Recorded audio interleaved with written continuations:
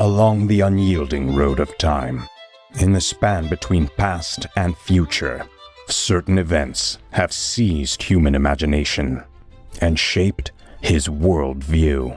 One such event occurred not long ago, a colossal war waged with machines that scarred the land, seas, and skies. This is the tale of one such machine. The B-29's roots trace back to Boeing's Model 316 project, a direct successor to the XB-15 of 1934. Additional designs emerged over the ensuing years, with the 345 design formally presented to the U.S. Army on May 11, 1940. The Army was sufficiently impressed to grant Boeing funds for further studies and wind tunnel tests on June 17th. 3 years and multiple designs later, the first B-29s began rolling off the production lines at Boeing's Wichita plant in Kansas. By September 1943, 2 other major companies were producing B-29s alongside Boeing. Martin operated from its Omaha plant in Nebraska, while Bell built them in Marietta, Georgia. Together, these 3 facilities delivered a total of 2,513 B-29s.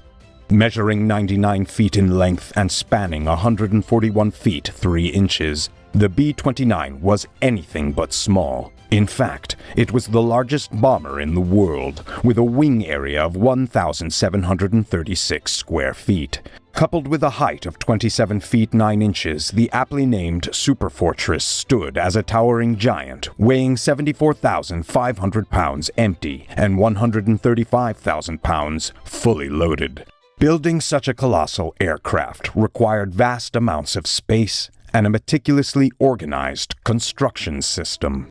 On the factory floor, hundreds of specially trained workers toiled to construct an aircraft of immense proportions. This diverse workforce included people from all walks of life. Individuals worked side by side while the older teamed up with the young and younger. No one was too old to contribute or too young to matter. Every person brought a valuable skill, regardless of their shape or size. Once assembled, these frame sections came together to form the world's heaviest bomber, and getting such a machine airborne required immense power. That power came from 4 Wright R-3350 duplex Cyclone 18-cylinder radial engines, each equipped with GE turbo superchargers, delivering 2,200 horsepower at takeoff and 2,300 horsepower at 25,000 feet. The frame supporting these engines had to be expertly constructed.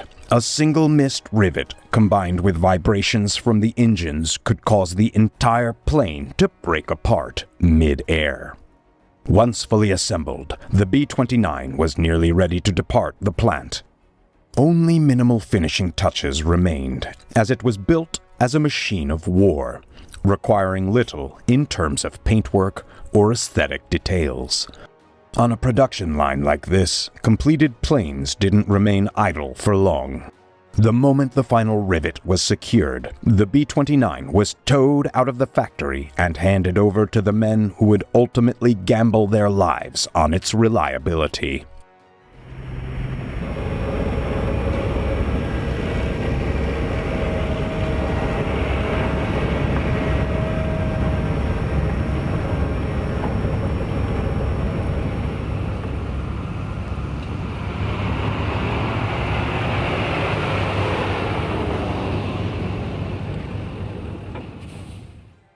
The pilots destined to fly these formidable warbirds left nothing to chance. The B-29 underwent a rigorous series of tests before its first flight. Every inch of its exterior assembly had to be meticulously inspected by the pilot and crew, who ensured nothing was overlooked.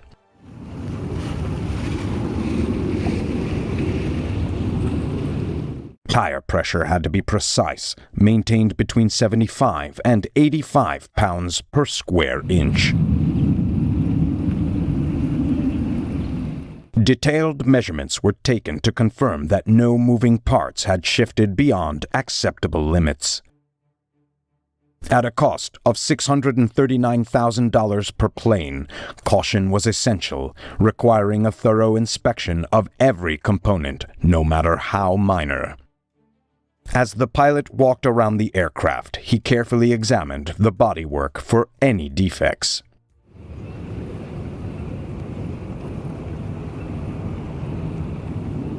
After verifying the tire pressures on the next wheel, the pilot carefully inspects each motor cable, checking for any signs of damage or breaks.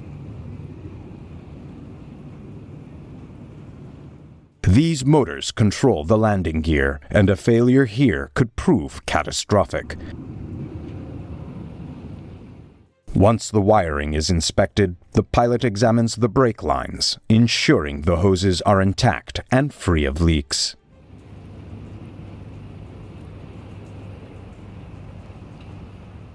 Next, the wheel chocks are checked, one positioned behind the inboard tire and another in front of the outboard tire. The B-29 carried an immense 9,438 gallons of fuel distributed across 26 wing tanks and 4 bomb bay tanks. A leak in any of these tanks could trigger a devastating fireball. The aircraft also boasted a formidable array of onboard weapons. Within the versatile remote-controlled turrets positioned around the aircraft lay 50-caliber machine guns, each requiring meticulous inspection. With its outer shell removed, the belly turret exposed the weapon housed inside. These turrets enabled the guns to be angled in multiple directions, operated remotely from within the aircraft. Routine maintenance of both the gun and turret was vital to ensure the safety and effectiveness of the operator. For obvious reasons, extra care was given to inspecting these critical components of the aircraft. The B-29 was not built as a fighter, and while it could reach speeds of up to 357 miles per hour, it couldn't outpace faster enemy fighters. Fortunately, its designers anticipated this and equipped the plane with 8 separate remote-controlled gun turrets. An enemy wouldn't take down a B-29 without a fight. The designers also added another innovative feature: cameras installed in some gun turrets. These captured footage of the B-29's guns in action, providing tactical insights at the time and, 50 years later, offering historians a valuable glimpse into the war. The B-29 truly had a sting in its tail.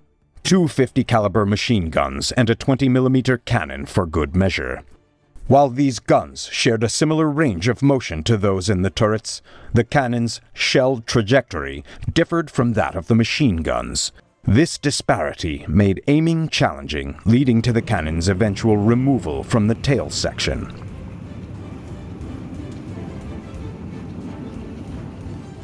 Before boarding the aircraft, one final task remained: the crew. Each crew member had to be checked in and thoroughly briefed by the pilot.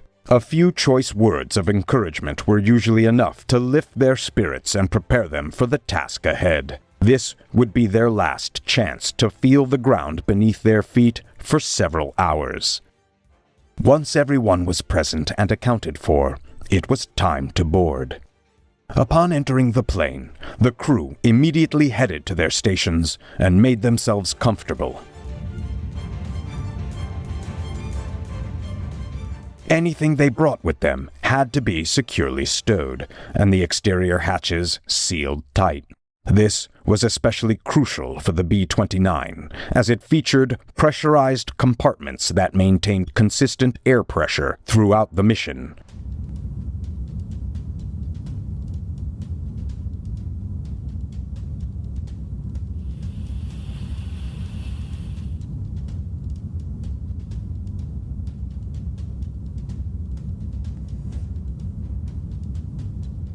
The pilot couldn't do much until he established contact with the rest of the crew.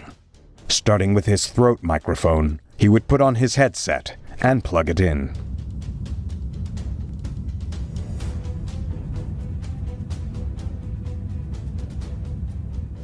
By flicking a few switches and turning the transceiver to the right frequency, he would establish communication with the control tower. Next, the pilot would conduct a brief check of the gas mask and inspect the portable oxygen cylinder. He would then test the cockpit lights and ultraviolet lights, flicking them on and opening the shutter for a visual inspection.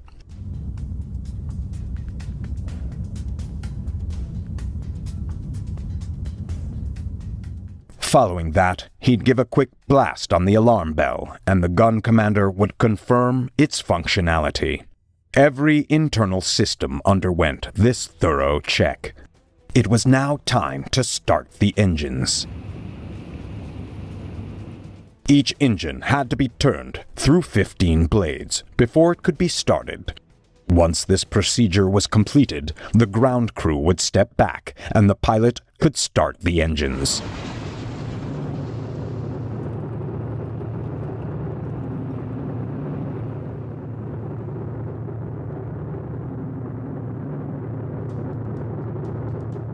After all 4 engines were running, vacuum pressure became available to operate the gyro flight instruments.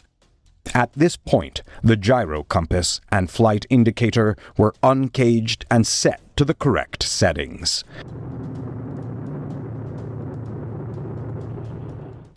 A few more checks and procedures remained before taxiing out onto the runway.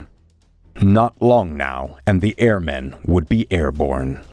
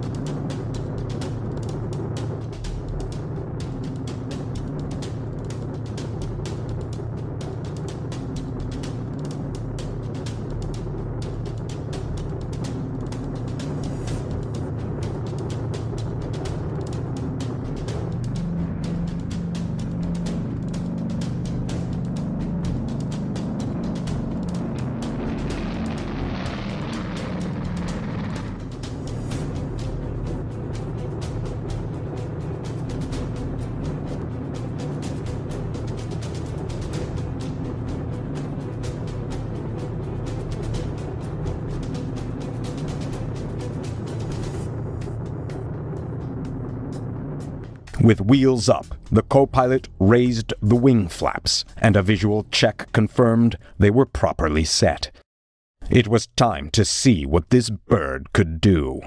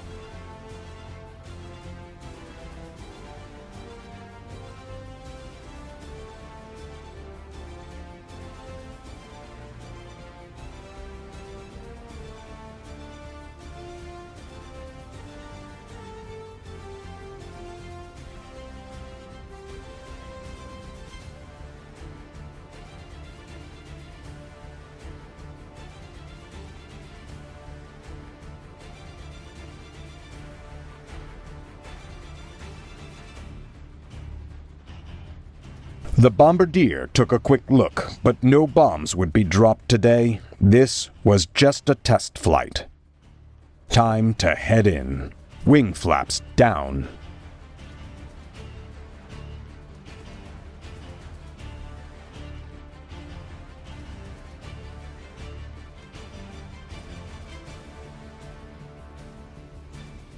Now, let's see how well she lands.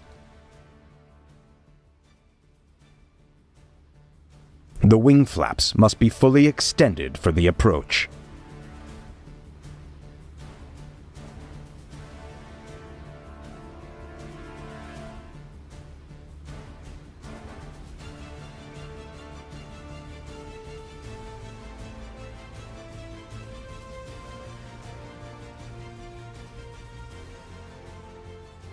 A textbook landing. The back wheels touch first to absorb the impact, followed by the front wheel coming down gently. It doesn't get much smoother than that.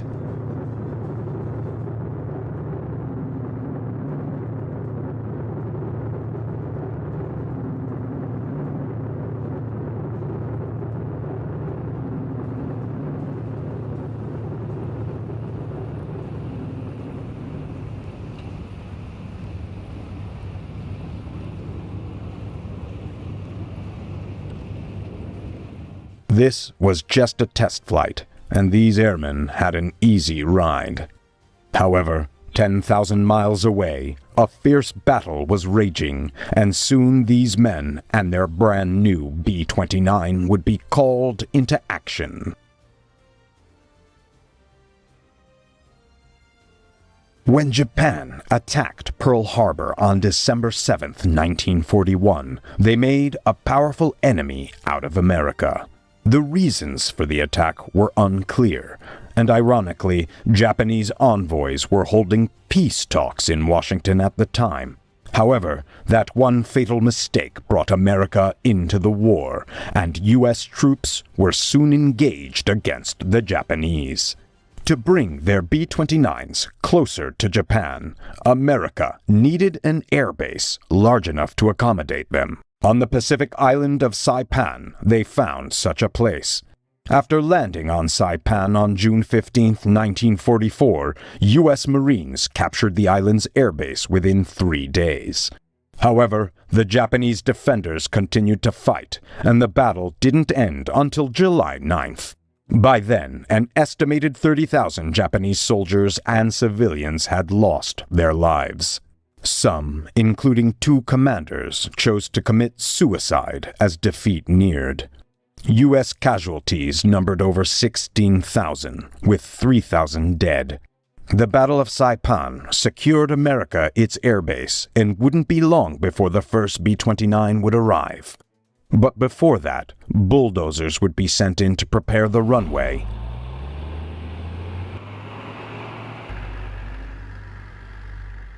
Other airfields were also being readied in eastern China. 500,000 Chinese farmers and laborers transformed acres of paddy fields into runways specifically designed for the B-29. These dedicated workers used nothing but their bare hands and the simplest of tools. No pair of hands went to waste in this operation. 3 months later, the skies were filled with B-29s heading east. For the men aboard these massive bombers, there was only a silent farewell to the California sun, and perhaps a prayer for their safe return. But farewells couldn't last long. There was still work to be done, and unless they wanted to run out of fuel over open sea, these men had to stay vigilant about their course heading. For a while, all they had to look at was the endless expanse of open sea. That, and the couple of hundred other B-29s flying alongside them. The view could get monotonous, with nothing but sea and sky for miles, and the only comfort was looking out the window at their fellow airmen. Land. The relief on this pilot's face says it all. The long journey from America to Saipan has finally come to an end.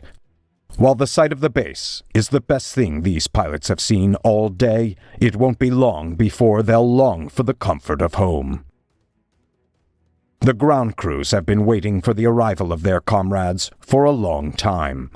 And for the dust-covered residents of Saipan, the crews of these first planes are the best sight they've seen in months. The first element of the 21st Bomber Command has arrived. When we've done some more fighting, we'll do some more talking. Thank you. These pilots and their crews have just landed, but already they're receiving a hero's welcome.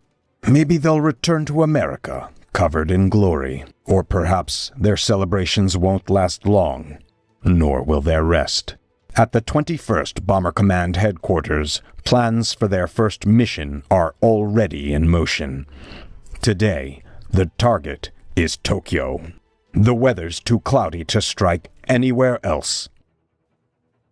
Major General Curtis LeMay believed he could force Japan's surrender through the sheer weight of relentless attack.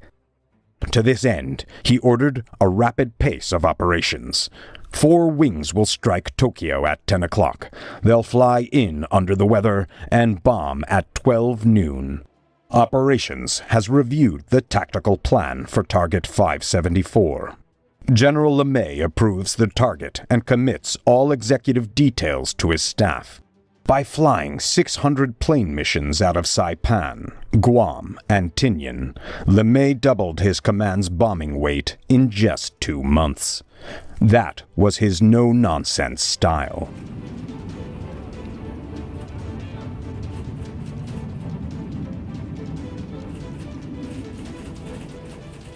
With the increased frequency of LeMay's attacks on Japan, it became essential to carefully track the amount of bombs and ammunition being used. The B-29 could carry 20,000 pounds, or 4 tons of bombs, and when you multiply that by the number of planes in operation and the number of missions flown, it's clear how much planning was needed to manage the distribution and usage of these weapons. Another key aspect of LeMay's tactics was keeping as many B-29s in operation as possible. This meant a lot of work for the engineers who maintained the B-29's engines. The pilots, who not long ago had arrived, fresh-faced and eager, were now veterans of several missions over Japan. Some had already seen action in Europe, while others were more innocent. It's a testament to their courage and resilience that, in the face of potential early death, these men could so easily throw their heads back and laugh. Men like Colonel Kenneth Gibson from Salt Lake City, who served in both England and the Far East, John Van Trigg from Illinois, Gordon Wong from Idaho, Fred Montgomery, a B-24 gunner, Harry Grant, a B-17 flight chief, decorated for his actions in the battles of Guadalcanal. Men who had flown in forts or liberators across various combat theaters and had graduated to the newest and best. It had been a long time since any of them had seen their homes or loved ones. In the pilot's briefing room, the Tokyo mission is laid out for them. The news comes as a relief to these men, but they are under no false illusions. Many of them have flown missions to targets in Europe, but this is different. The London to Berlin run was 1,000 miles, there and back. A return trip from Saipan to Tokyo covers 3,000 miles over enemy territory. Before the mission, the pilots endure a few moments of unwanted leisure. They are eager to get airborne, but until final clearance is given, there is nothing to do but wait. The lead plane for this mission will be Don Pistote, piloted by Robert Morgan, with Bombardier Vince Evans on board. They were the pilot and bombardier who flew 25 missions over Germany in a B-17 called the Memphis Belle. They could have gone home after their service, but they chose to continue serving. At last, the green light is given, and these two heroes can take to the skies once more. During the mission, the crew members are confined within separate pressurized sections of the aircraft. The bombardier sits at the nose of the craft, directly ahead of the pilot on the left and the co-pilot on the right. Behind the pilot is the navigator, facing forward. The flight engineer sits directly behind the co-pilot, facing up. The radio operator is across from the navigator, facing the right wall. The gun commander is positioned at the top of the fuselage, amidst the ship's structure. Craft moving to the tail when combat begins.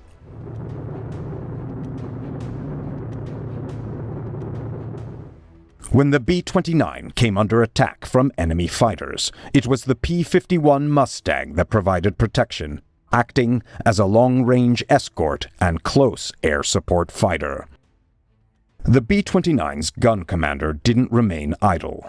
The gun commander had control of all the B-29's guns and was fully capable of dispatching enemy fighters when necessary. From his vantage point at the top of the fuselage, he could see enemy fighters approaching and had the time to choose the most effective turret to control. The other gunners also had control over their respective turrets, coordinating to launch a devastating counterattack.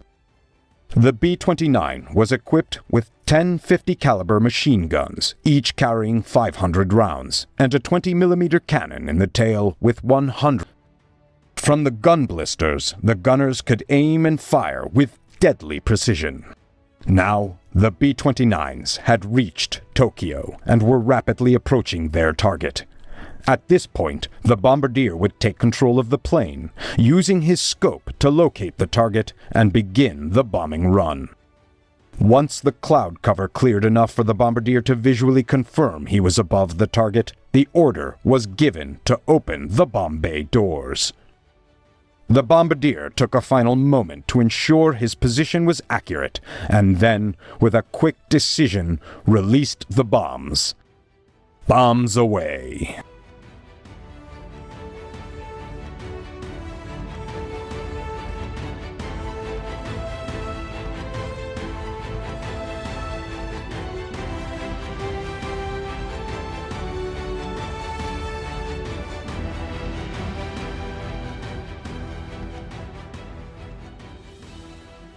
It took 3 days for the smoke to clear after the attack, and only then could the true extent of the damage to Tokyo be assessed.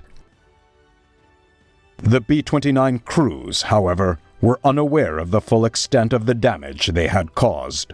All they knew was that they had successfully completed their mission and taken out a key enemy target. They had flown for Uncle Sam, and now they were flying for themselves. The journey back to Saipan was a grueling 1,500-mile flight, and throughout the entire return leg, the victorious B-29s remained in constant danger of attack. Just flying an American bomber over Japanese airspace was enough to provoke enemy fighters. But on this particular return flight, the threat came not from intercepting fighters, but from flak. A lucky pilot might only lose the use of one engine after taking a hit from flak, and as long as the landing gear remained undamaged, he stood a good chance of making a safe landing.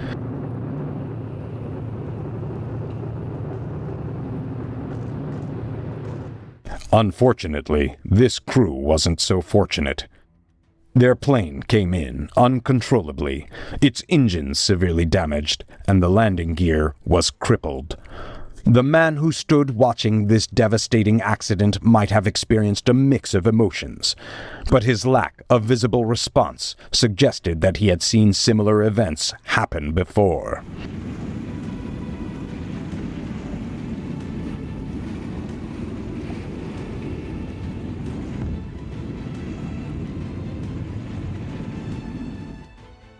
Some pilots in dire situations like this found a convenient stretch of water to splash down on. The pilot of the damaged B-29 made a wise decision, choosing to bring his plane in for a controlled landing on water rather than attempting a parachute escape. The pressurized compartments of the B-29 made a quick evacuation nearly impossible. Miraculously, the pilot managed to land the plane with perfect control, and all crew members survived.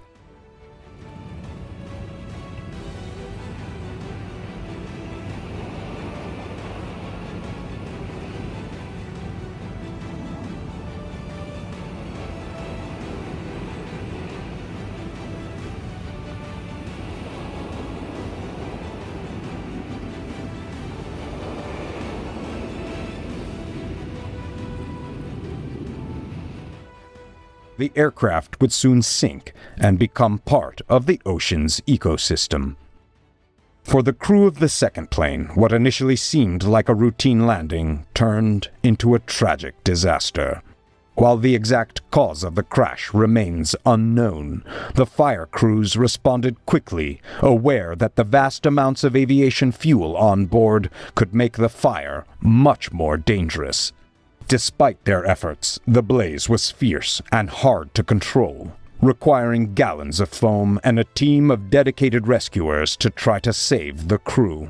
Sadly, only one member of the plane's crew was rescued from the burning wreckage, a stark reminder of the risks faced by these airmen in combat. As the B-29s carried out their missions, the efforts to extinguish the aftermath of their attacks, often involving intense fires from aircraft fuel and other incendiaries, became a regular part of the battle. Fire crews, working tirelessly through the night, had to combat blazes that could destroy entire aircraft with a single spark. Despite the terrifying risks, most of the B-29s returned home, having survived their perilous missions and the dangerous elements of warfare. The impact of LeMay's relentless bombing campaign was undeniable. Japanese cities and villages were left in ruins, and the death toll soared as a result of the constant bombardment. However, rather than crippling Japan's resolve, the attacks had the opposite effect, provoking a fierce response. With their backs against the wall, the Japanese forces regrouped, becoming more determined and increasingly dangerous. As LeMay's policy of hit 'em hard continued, Japan's resistance grew, setting the stage for an even fiercer conflict in the skies. On August 6, 1945, Colonel Paul Tibbets and his crew aboard the Enola Gay prepared for a mission that would change the course of history.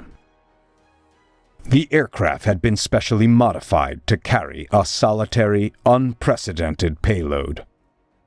Tibbets is carrying Little Boy to Japan, and its mission is a closely guarded secret. Inside Little Boy lies a terrifying power, one that is unleashed only when an atom is split. A force equivalent to 20 kilotons of destruction, ready to strike Hiroshima. The atomic bomb.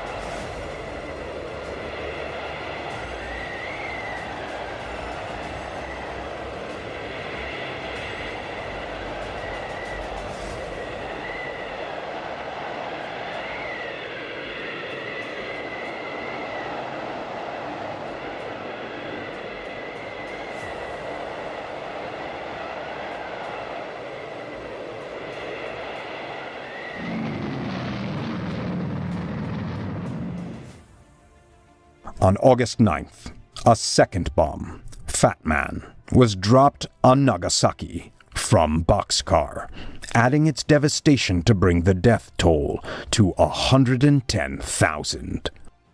On August 10th, the Japanese emperor communicated Japan's desire for peace, and on September 2nd, 1945, Japan officially surrendered aboard the USS Missouri, marking the end of the war. It took 2 atomic bombs to secure Japan's surrender, but after 6 years of brutal conflict, the countless men who had fought for their nations could finally return home.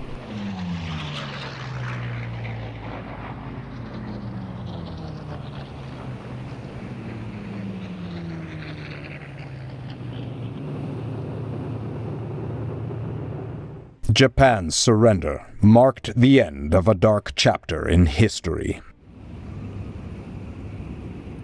The B-29 pilots and crews had fulfilled their duty for Uncle Sam, and now they flew not just for themselves, but for home.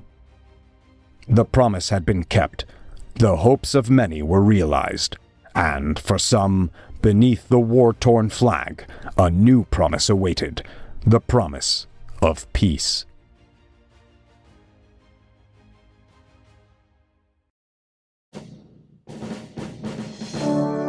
He was born in Columbus, Ohio, just 50 miles from the Wright brothers' shop in Dayton. He saw his first airplane at the age of 4. It fascinated him, and he ran to catch it, but it was gone.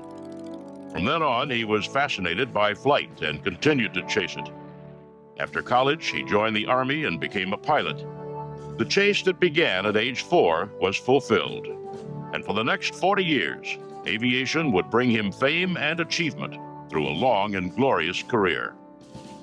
He was always the best bombardier, best navigator, and best pilot in his unit. He developed the tactics to win wars from the air, then led the way as the Army Air Forces smashed Germany, then Japan on their way to victory in World War II. When the Soviets became a menace, he thwarted them by first organizing the Berlin Airlift, then developing the Strategic Air Command into the world's premier nuclear deterrent bomber and missile force, dedicated to the preservation of peace, a peace that lasted for over 40 years. His name is Curtis Emerson LeMay, and he is a legend of air power. Curtis LeMay was born November 15, 1906, to Irving and Arizona LeMay. His father was a steel worker and sometimes handyman, who often was forced to move his family in search of work. Their travels carried them from Ohio to Pennsylvania to Montana to California and back again. While in California, young Curtis and the rest of his family visited the Panama Pacific International Exposition in San Francisco.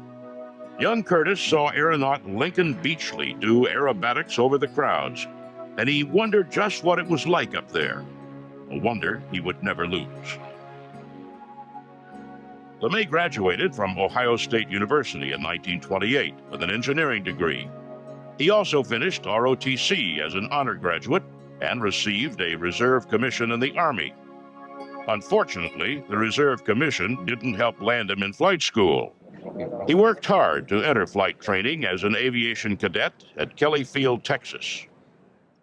His first tour of duty was with the 27th Pursuit Squadron at Selfridge Field, Michigan, where he received his regular commission in February 1930. At Selfridge, LeMay flew the Curtiss P-1. He stayed at Selfridge until 1937, when he transferred to Boeing B-17 bombers at Langley Field, Virginia. In February 1938, Lieutenant Curtis LeMay was lead navigator when the Air Corps demonstrated the long-range capability of its new B-17. 6 bombers of the 2nd Bombardment Group made a goodwill flight from Langley Field, Virginia to Buenos Aires, Argentina, and back.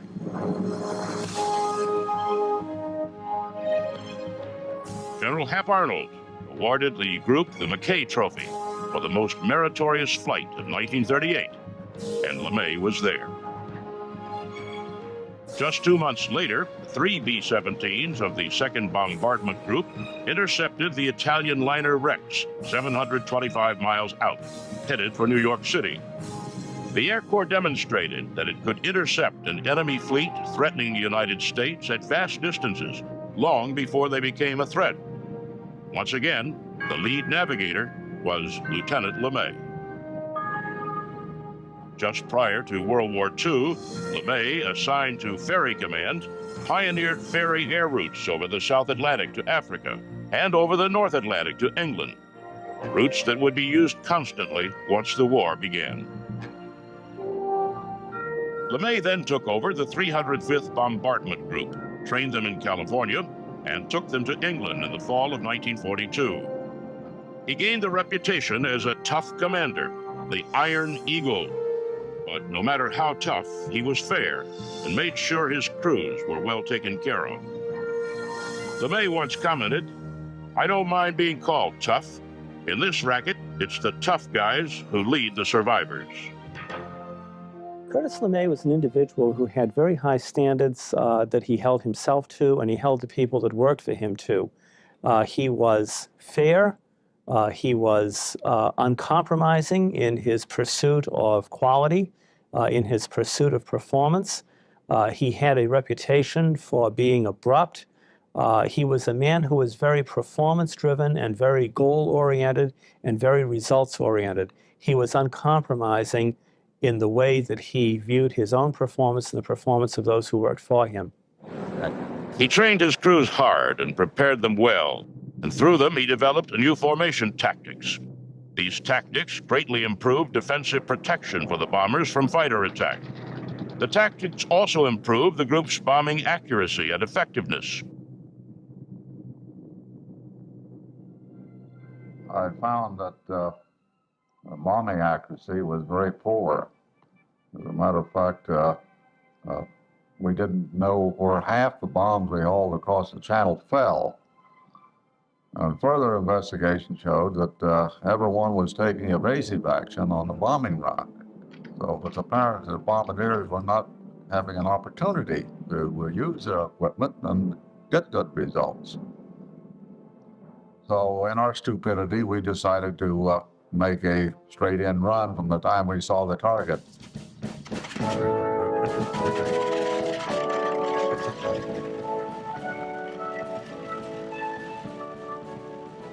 His bombers flew as an 18-aircraft combat box for mutual protection. They all dropped their bombs when leads were dropped, so that the bombs fell in a tight grouping, known as synchronous bombing. LeMay's tactics were adopted by all groups in all theaters of operation.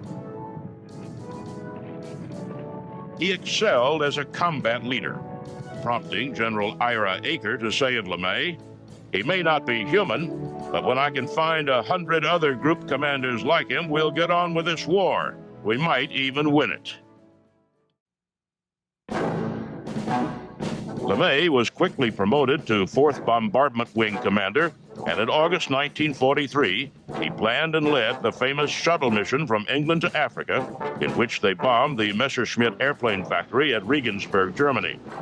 Other bombers in the attack hit the ball bearing factories at Schweinfurt.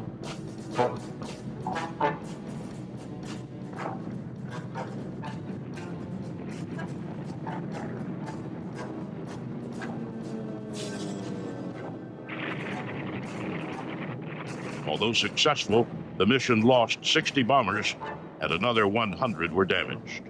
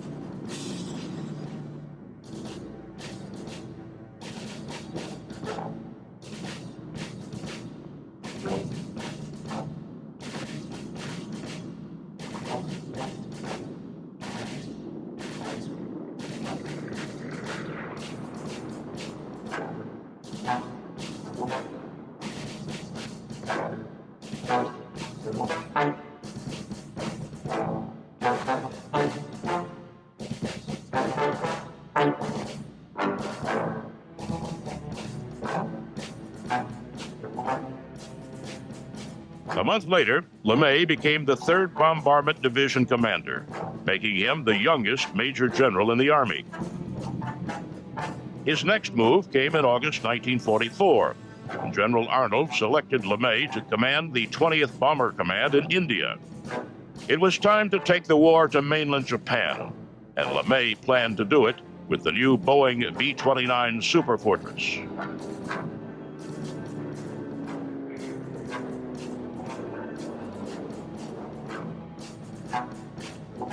As action began to taper off in the China-Burma theater, LeMay was appointed commander of the Marianas-based 21st Bomber Command in January 1945.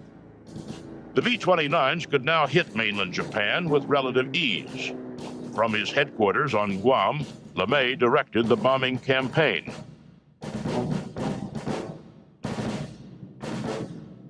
Initially, LeMay used the European tactic of high-altitude flights with high-explosive bombs against targets in Japan.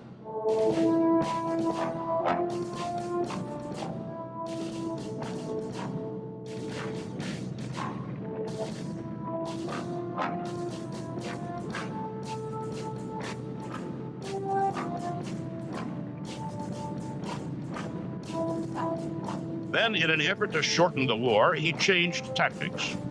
Realizing that Japanese construction was primarily wood, he sent his bombers in between 5,000 and 7,000 feet with incendiary bombs. The results were catastrophic for the Japanese, as many of Japan's major cities were consumed by fire.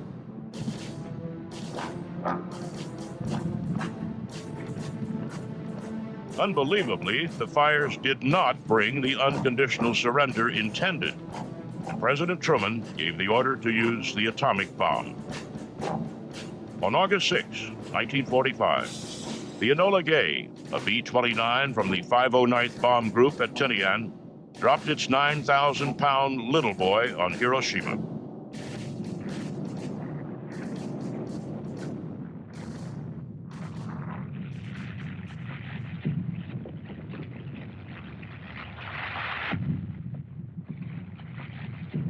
After a visit with LeMay, General Carl Spaatz telegraphed Washington, "Have had opportunity to check up on Baker 2-9 operations and believe this is the best organized and most technically proficient military organization the world has seen to date." Just 3 days later, a second bomb was dropped, this time on Nagasaki.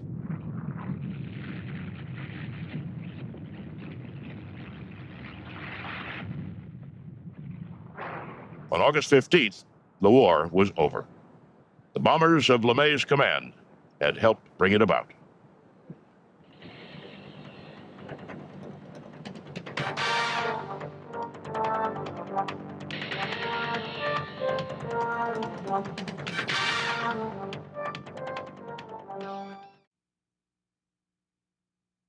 Major General LeMay became the first Deputy Chief of Air Staff for Research and Development at Air Force Headquarters in Washington in December 1945.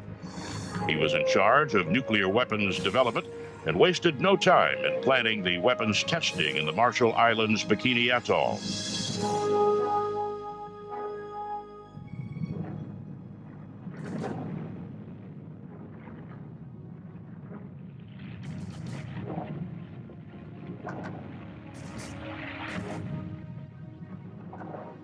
LeMay was promoted to Lieutenant General in October 1947 and assigned as Commanding General for U.S. Air Forces in Europe.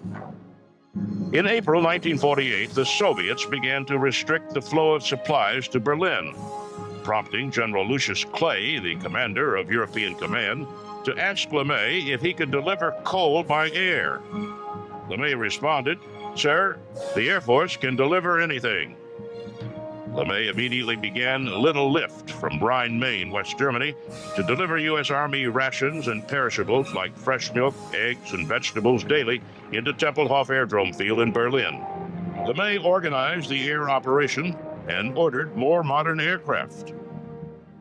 Until they arrived, he had to rely on the 96 Douglas C-47s already assigned to Germany. Then on June 26, the Soviets closed the city completely, except for the air corridors. The Berlin airlift began.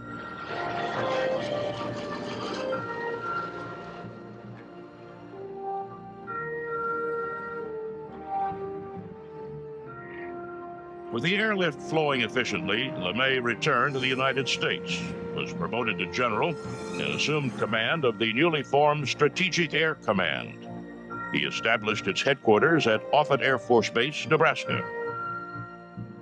He transformed the command from the remnants of World War II bombers, primarily the B-29 Superfortress and the larger consolidated B-36 Peacemaker intercontinental bomber, to an all-jet bomber force, comprised of the sleek Boeing B-47 Stratojet and the awesome Boeing B-52 Superfortress, manned and supported by professional airmen dedicated to the preservation of peace.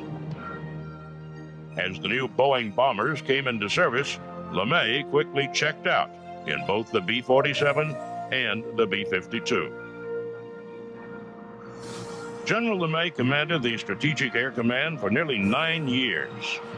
He was uniquely identified with SAC and its progress, and also with the welfare of its people. He realized that by demanding high standards of readiness, the command exacted a human toll on its people.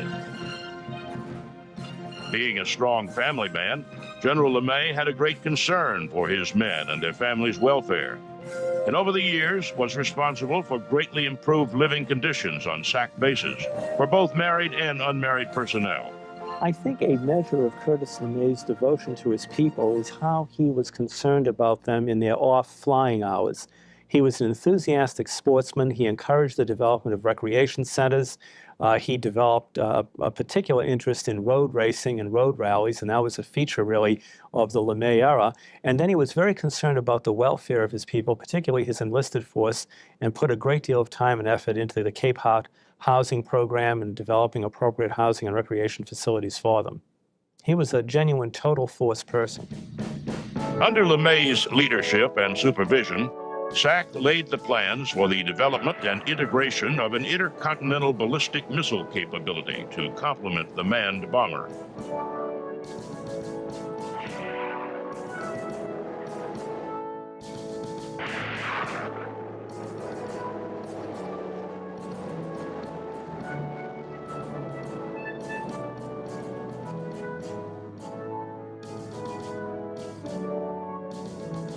In July 1957, LeMay became the Vice Chief of Staff of the United States Air Force. But even as Vice Chief of Staff, General LeMay continued to set records. In November of 1957, he flew a new Boeing KC-135 jet tanker on 2 record-setting nonstop flights between the United States and Buenos Aires, Argentina, and return. Then, in 1961, LeMay replaced General Thomas D. White and was named the 5th Chief of Staff of the Air Force, a post he held until his retirement in January 1965. I think historians will forever debate which of the 2 major events in LeMay's career was the more significant. In a combat sense, I think his decision to restructure and redirect the B-29 raids against Japan to adopt a low-level, night bombing, incendiary bombing approach, which of course radically transformed the success of the B-29 campaign. And then the second case is in the post-World War II era, where he radically transformed SAC. He took a look at Strategic Air Command, did not like what he saw in the post-World War II era, saw an organization that he felt had morale problems, had mission problems, had lost its edge, and he determined to build that force into the premier power projection force for the United States, and indeed he did so. As Chief of Staff, General LeMay remained committed to the welfare and professionalism of the men and women of the Air Force. He was a happy blend of a guy who didn't have to be a martinet to get absolute loyalty from those who served under him, which is the ultimate accolade of a military commander, or of any kind of commander for that matter. He gets pretty high marks as a human being. You know, he was a cigar-chomping, rough, tough, gruff Kurt LeMay. And over the years, this mystique grew up about him as if he were some sort of ogre, with the crushed cap squared over his eyes and thunderbolting everyone around him. Well, not really. The beauty of him was that he had that effect in terms of what he got out of his troops, but he didn't actually hurl the thunderbolts. It's kind of a strange sort of thing. He got the kind of loyalty that a guy, you would expect a commander to get if he'd intimidated his troops, but he never did intimidate them. He also remained the chief advocate of the policy for the continued mix of strategic manned bombers and intercontinental ballistic missiles as the nation's primary deterrent to nuclear attack, when the administration pressed for a change in that policy. After his retirement, he continued to be a strong supporter of the Air Force and the welfare of its people. Being born in 1906, right after the airplane first flew, my history is the history of the airplane. And you know as well as I do that any way you measure it, speed, performance of any kind, the curve for the air art is going just like that. And what's going to happen in the future is going to happen so rapidly that if you don't keep abreast, you're really lost. His concern over declines in national defense capabilities and the ongoing war in Vietnam prompted the general to join George Wallace as his vice presidential running mate in the 1972 presidential race. In 1987, the General and Mrs. Curtis E. LeMay Foundation was set up by the general and his wife to provide assistance to indigent widows of retired Air Force officers and enlisted retirees. General LeMay died in 1990, but his legacy lives on. He changed forever the way nations use bombers as an offensive weapon during war and as a source of deterrence against attack during times of peace. His creation of the Strategic Air Command as a deterrent to nuclear attack during the Cold War helped defeat the Soviet Union and brought peace and an end to the threat of nuclear annihilation. Although he is remembered for his tough, war-winning leadership, his legacy is one of peace. And for that, he is a true legend of air power.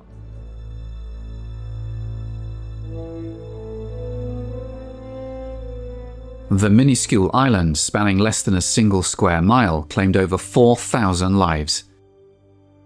Tarawa epitomizes the intense combat witnessed during the war, with American forces relentlessly pushing the Japanese back, one island at a time, across the Pacific.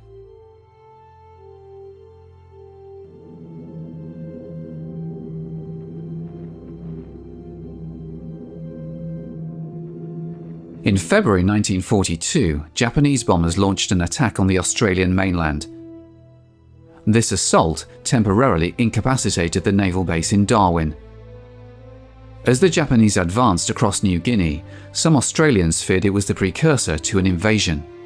However, discord between the Japanese Army and Navy halted their invasion plans, leaving them in abeyance. In reality, the Japanese found themselves stretched too thin. Amid the harsh conditions of the New Guinea jungle, Australian forces, bolstered by increasing American support, repelled the Japanese incursion toward the crucial base of Port Moresby. Along the Kokoda Trail, the Allies launched a counter-offensive. Disease and illness proved as formidable as enemy bullets. By the close of 1942, the threat to Australia had been neutralized, setting the stage for the protracted and bitter struggle to push the Japanese forces back to their homeland. The Allied offensive was divided between two rivals, General Douglas MacArthur in the Southwest Pacific and Admiral Chester Nimitz in the Central Pacific. The American strategy aimed at launching a dual assault against an enemy whose control spanned vast expanses of land and ocean. MacArthur's objective was to advance northward from the Solomons and New Guinea towards the Philippines. Meanwhile, Nimitz's forces were tasked with a series of strategic island-hopping maneuvers, beginning with the Gilberts in November 1943 at Tarawa, then progressing to the Marshall Islands, the Marianas, Iwo Jima, and finally Okinawa. The initial target of Admiral Nimitz's island-hopping campaign was Tarawa Atoll, which had been fortified by the Japanese into a stronghold from which they could launch air attacks on US fleets. Taking Tarawa was imperative. It marked the first amphibious assault on a heavily fortified atoll shielded by a coral reef.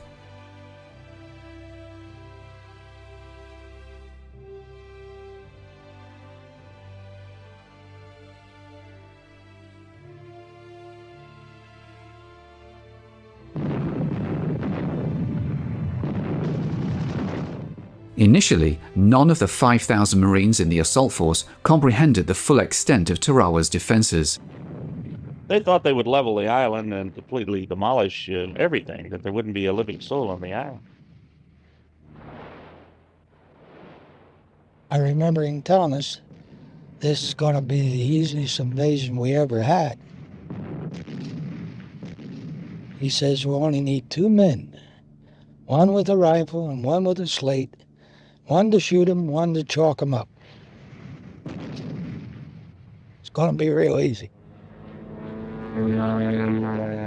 I turned to the major who was standing next to me on the deck and said, some of our people aren't aiming very well today. He said, you don't think those are our shells, do you? I realized then for the first time they were being shot at, and there were indeed some Japanese on Tarawa. Everyone was confident that you could kick hell out of the Japanese. The Marines would have no problem with them if we could get our feet on the beach.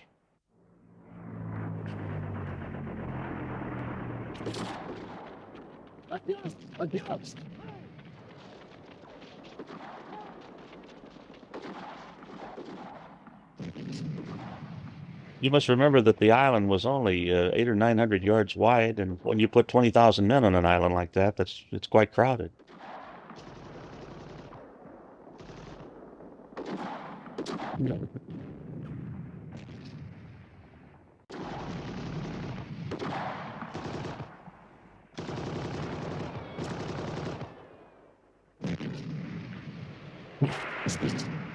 We were told that perhaps that we could take this island within a very short time, and it was quite evident within hours of our landing that this would not be so.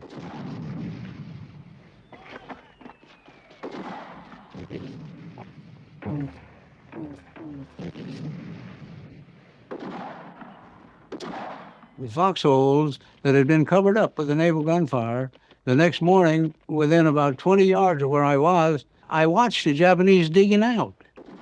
They were digging the sand out of the place so that they could see out.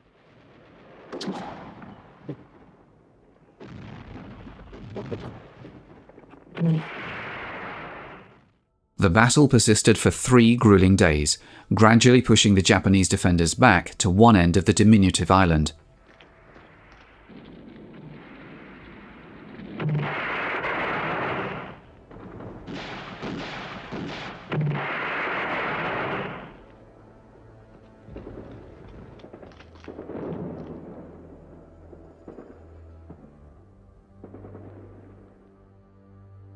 The Japanese commander had arrogantly proclaimed that Tarawa could not be captured for a century.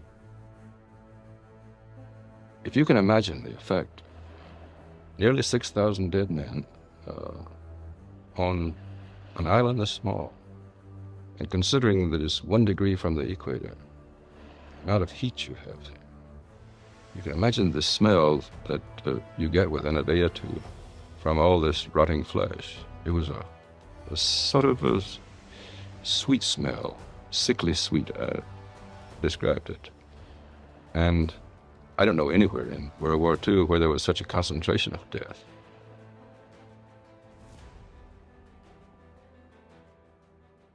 The outcome was stark. Out of 3,000 Japanese defenders, only 17 surrendered.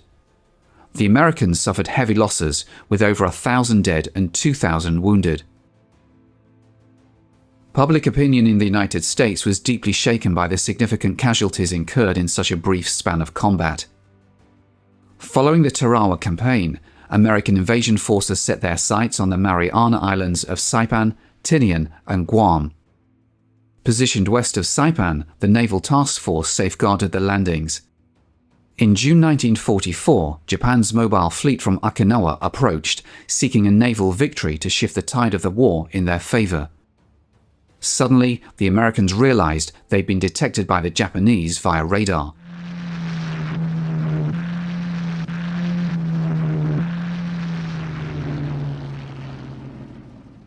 Every available American fighter was scrambled into the air to intercept successive waves of Japanese carrier-based planes.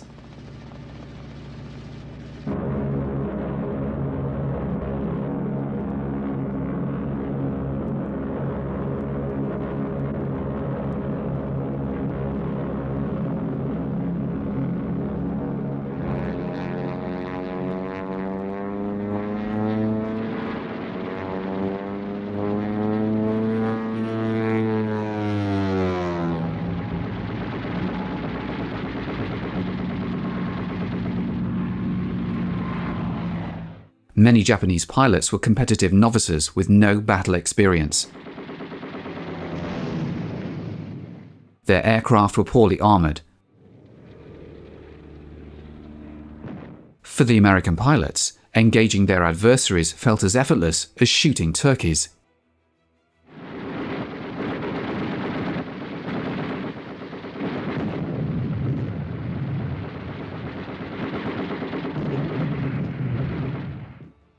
Following the initial skirmish, all but one of the American planes returned unscathed.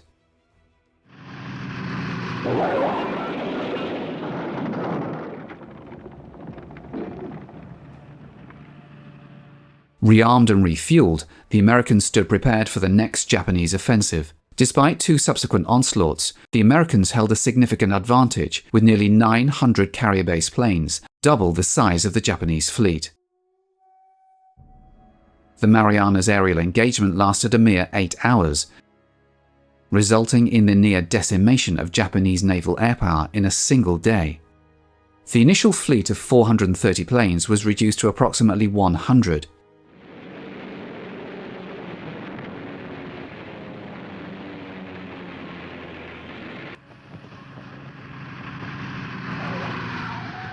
American losses remained comparatively minimal.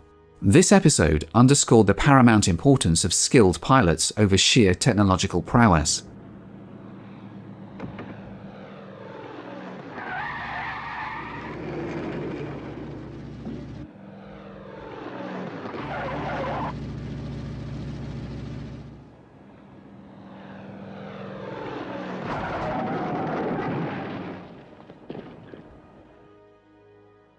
As dusk settled, the Americans emerged victorious in the aerial conflict, yet the whereabouts of the retreating Japanese fleet remained unknown. The following day, the American search for the enemy persisted. It wasn't until late afternoon that their aircraft finally spotted the mobile fleet, positioned over 200 miles away at the outer reaches of the American bomber's range. Despite the fading light, the order to attack was issued. In the ensuing engagement, the primary target of the American assault, the Japanese carrier force, suffered significant damage. One carrier was sunk and 2 others were left battered. This pivotal naval encounter, marked by a notable absence of direct fleet-to-fleet combat, concluded with the Japanese fleet reduced to a mere 35 aircraft as they retreated to their bases in Japan. But now, the American planes faced the challenge of returning to the carrier. The decision to engage in combat meant risking the possibility of running out of fuel during the journey home. The first to return were the fighters, which had provided protection for the task force. Landing in the dusk posed significant challenges, but the difficulty escalated as torpedo planes and bombers navigated to find their carriers in pitch darkness, with some never making it back. Then it turned into probably the blackest night that I have ever seen in my life. And over the ocean, I guess we were at about 7,000 feet flying home. It's kind of our best altitude for fuel, and it was black as the ace of spades. And we could hear nothing, just ourselves, except the cries, or I won't say cry, but a very perfunctory call, I'm going to have to land in the water, I'm out of fuel. And this continued just constantly until all the torpedo planes that had survived the strike went into the water. And then I suppose about 100 miles from the force, the dive bombers started to run out of fuel, and they called out, this is whatever the call was, I don't really remember the number, I'm going in, out of fuel. And then it became quite quiet until we got within range of the force, and then you could start to make out what was happening at the task force and what the recovery course would be. We'd not yet seen it because the ships were running blacked out, which is a normal operating procedure, so it couldn't be detected from the air. But the admiral knew that we were going to have an awful problem getting aboard, and they were low on fuel, and we didn't have time to really look for the force. A decision was made, and the command was given out to the carriers to turn their lights on. The subsequent day saw the task force successfully rescuing the majority of aircrews who had been forced to ditch in the ocean. The triumph in the Battle of the Philippine Sea ensured that the Mariana landings could proceed without interference from the Japanese Navy. Saipan fell at a heavy cost of 3,000 American lives.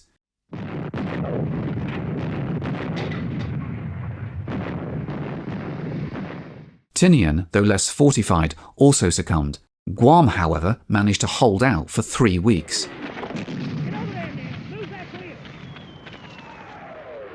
As the American forces advanced westward from the Marianas, Nimitz transferred an amphibious force under MacArthur's command, marking a convergence of the two rival prongs.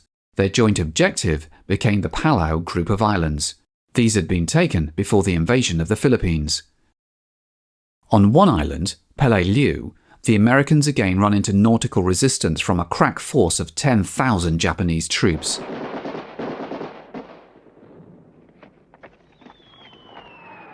Rather than confronting the Americans on the beaches, the Japanese had retreated into an intricate network of caves and tunnels.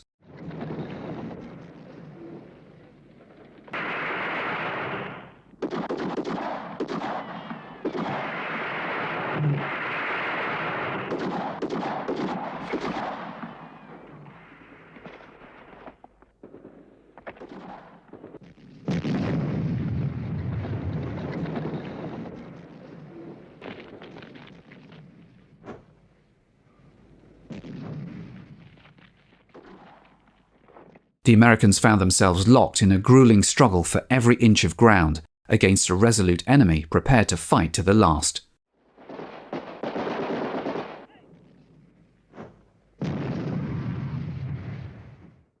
The brutal battle for Peleliu exacted a heavy toll, with 4 out of every 10 American participants killed or wounded. This was no campaign like Peleliu. Much has been written about it in the higher echelons, among generals, and so forth, comparing it to Iwo Jima or Tarawa, and they all admit that there was nothing quite like Peleliu. It was the biggest surprise I think the Marine Corps received in World War II. We just had never known an enemy like this. It took months before all of the Japanese defenders were rooted out. Victory on these Pacific islands came at a steep price. On October 20th, 1944, MacArthur fulfilled his pledge by returning to the Philippines. The landings encountered minimal resistance. The Japanese had retired inland to their main defences, but the invasion touched off the largest and most complex naval battle in history. The battle for Leyte Gulf stretched across 4 days, with 4 Japanese forces converging on the Philippines from Borneo, Formosa and mainland Japan. The Americans, commanding the 7th and 3rd Fleets, aimed to thwart the Japanese objective of annihilating the American invasion shipping in Leyte Gulf. Following a series of disjointed engagements occurring hundreds of miles apart, the Imperial Japanese Navy suffered substantial losses, rendering it ineffective as a fighting force. Meanwhile, relentless rainfall impeded the progress of MacArthur's troops, facing off against a Japanese army numbering nearly 400,000. By February 1945, just 3 months after the late landings, American forces were encroaching upon the Philippine capital, Manila. It marked the first instance in the Pacific War where Americans engaged in urban warfare, with battles raging from street to street and house to house.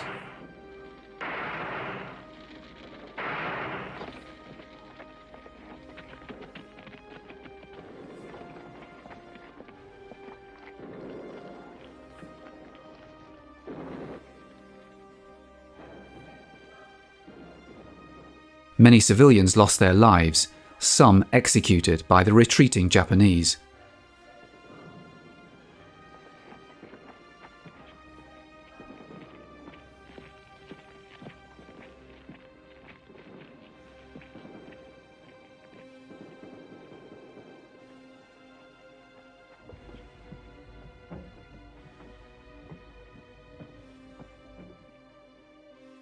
MacArthur's triumphant return to the Philippines capital marked a pivotal moment. American prisoners, held captive during the Japanese invasion, were finally liberated after enduring 3 years of captivity.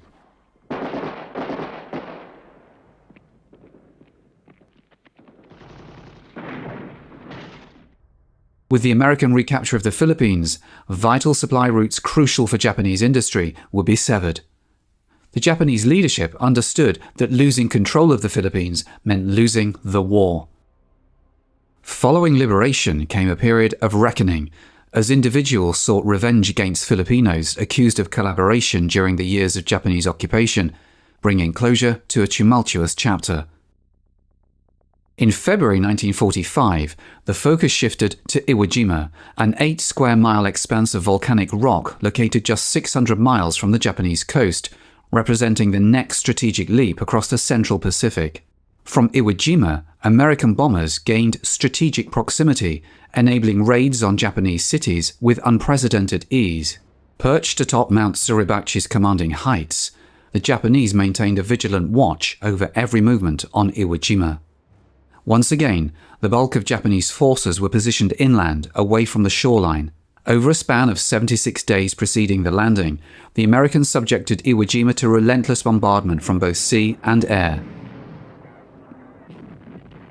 The waste, the barrenness of the place, it was actually like a nightmare. It was the closest thing you could see to hell. If ever hell looked like anything, it must look like Iwo Jima. The minute you got in those boats, you were scared, and you were scared until you hit the beach. You realize that you're going in to kill, and we were always taught that we had to kill or be killed. It was either us or the Japanese, one or the other. And when you're faced with a situation, as a young man, I was only 19, it's confusing. You built in the Marine Corps to take orders and to obey orders, but at the same token, you're still a human being, and you're only 19 or 20. Most of us were only 18, 19, or 20 during those days.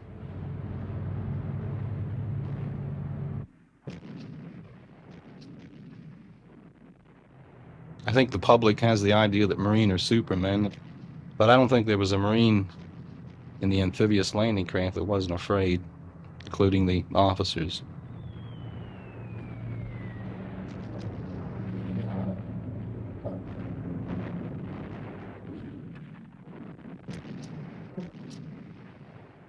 I was always taught to hate them in the Marine Corps, to detest them, and that they were animals, that we were the men, they were the animals. By the same token, we were taught that they would die for the emperor, that we weren't taught to die for our president, and to fight or to come up against an individual who wants to die or who doesn't care about dying is a tough thing to combat in your mind. We wanted to live, we wanted to kill him, and we wanted to survive. You have to keep your head down because there's too much fire above you. And it's that constant wondering, is somebody going to drop a lucky one in there and you're too far out to swim with all that gear on? And what are you going to get into when you get there? It's a hell of a place to be.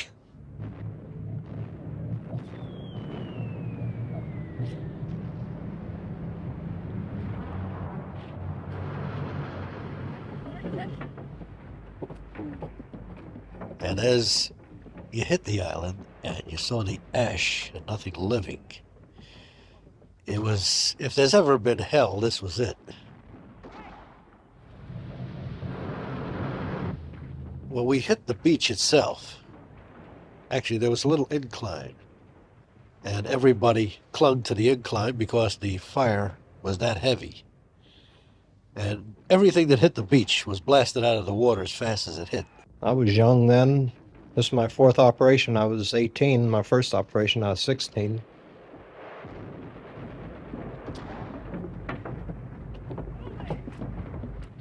They just lay there and waited for us, and rhythmically just kept on tattooing every man along the line. And you just couldn't avoid it. The slaughter was fantastic. We were just walked into a web, and there was no way out. You couldn't get off the beach. And getting into the beach was a depressing scene. It sort of knocked your morale down when you start to see your own people from your own team dead. There was this, from the water's edge to sort of a rise, there was a tremendous amount of bodies just lying there.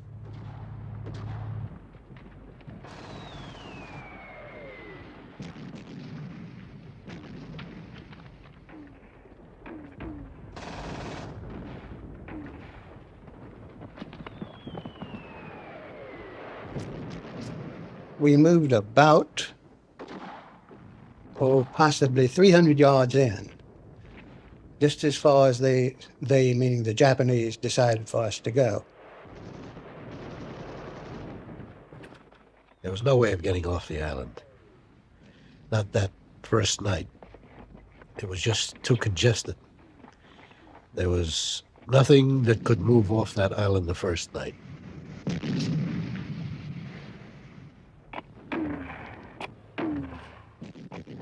Entrenched on the slopes of Mount Suribachi, the Japanese command had concentrated their artillery.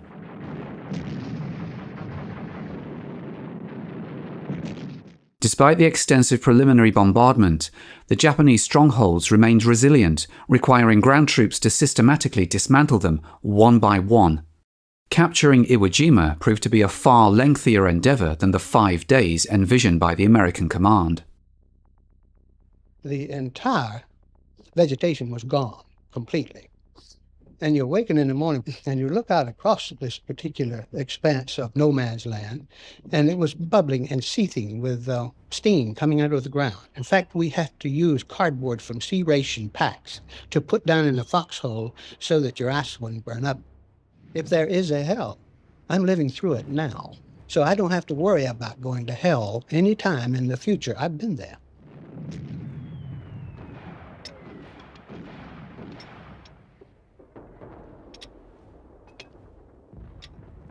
One of the guys came up to me. He was a man with a family. I never did even know him. Just, meeting him at that particular day. And I said, well, we're in a mortar outfit back here. Fairly well safe, no problems. Before the day was over, he and half of my other squad was dead. I think the worst part was you get callous, to dead bodies and bloated bodies, but you never get callous to your own friends in that way. And I think that perhaps was the most terrible thing of Iwo Jima. I think if everybody remembered all of the tragic things that happened, you would go crazy. You wouldn't be able to survive it. Oh, you always think you're going to make it. You're scared, but you still think you're going to make it.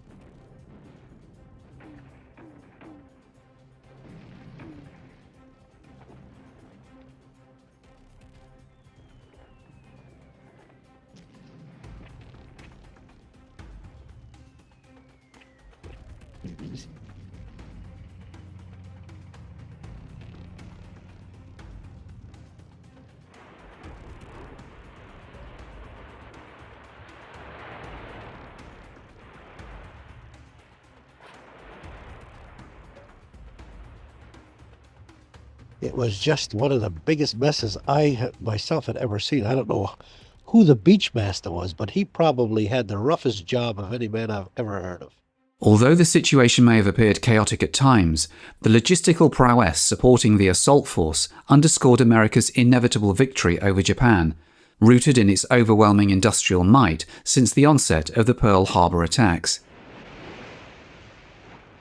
Only one thing seemed to permeate the men. Get that $1 million wound to get off this damn place. Inland from the beaches, Iwo Jima descended into yet another grueling battle of attrition.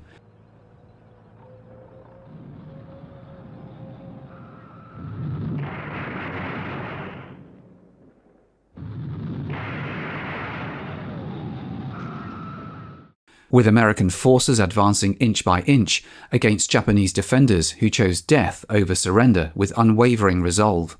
Their leaders still hoped the Americans might tire of their losses and of the war. My Lord, on Iwo, it was hand-to-hand fighting. You didn't know who was even in the hole with you half of the time. You went into the caves. We lost most of our people in this particular fashion. You went into the caves and you fought it out with the guy. One of you came out. I don't think anybody really realized that they were underground so deeply. And it was so heavily defended, really.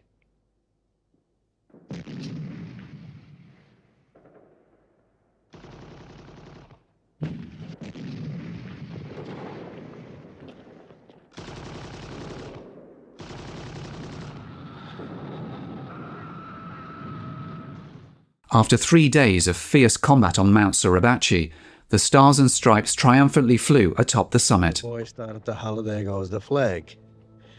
And I don't care where you were on that island, you could see right up to Suribachi, and the flag was raised. And everybody started to howl, because we figured, well, the island was secure, but it was far from secure. We had a long way to go yet. But it was nice to see the flag up there anyway.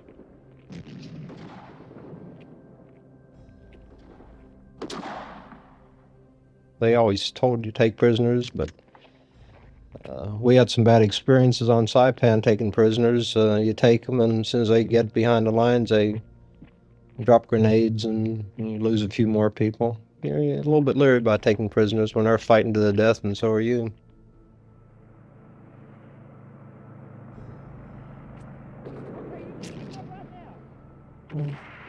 Very few of them came out on their own.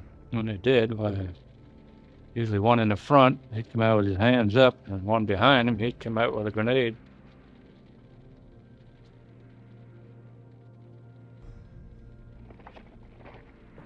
One of the West Virginia boys, but he was sitting against a stone wall with his knees up under his helmet, as we used to sit quite often, when one of the enemy ran out onto the top of the stone wall and held a small explosive charge to his abdomen, and a chunk of his torso, the lower torso, went spiraling into the air and came down on John's knees, with the absolute posterior, devoid of any clothes, staring him right in the face. And he looked at that and he says, "God, am I hit that bad?" And that was the trigger that released the tensions of the previous night. And there were several of us that were perfectly useless for as much as an hour. We were just laying on the ground in convulsions.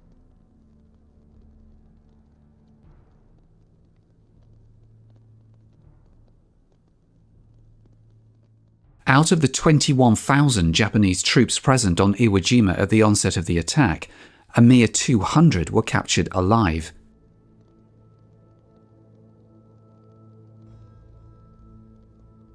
I was on the island a total of 6 days, and it seemed like 6,000 years.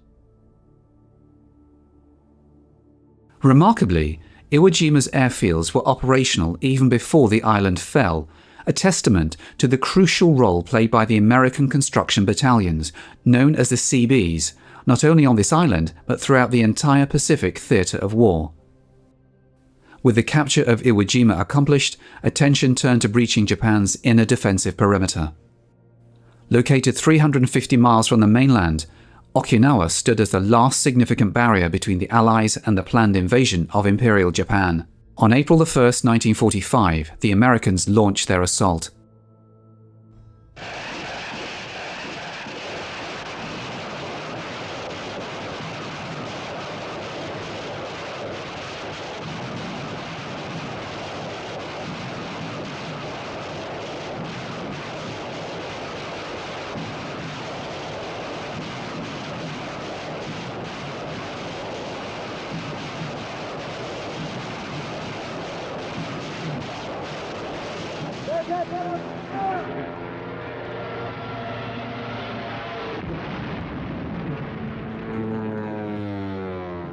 In defense of Okinawa, Japan's young suicide pilots, the kamikaze, fiercely engaged the Allied forces. Many of these pilots embarked on their fatal missions using outdated aircraft, some even repurposed trainers.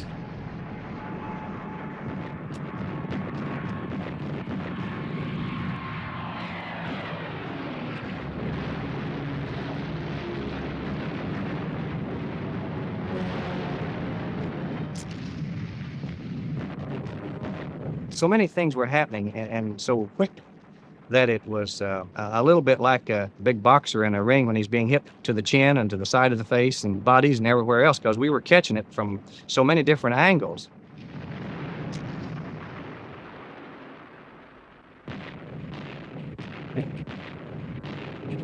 In a regular attack, it's a sporting chance you've got, you know. I mean, with regular bombs and regular bullets, you think you've got a very good chance. But war is not so much of a sport when you're fighting human bombs.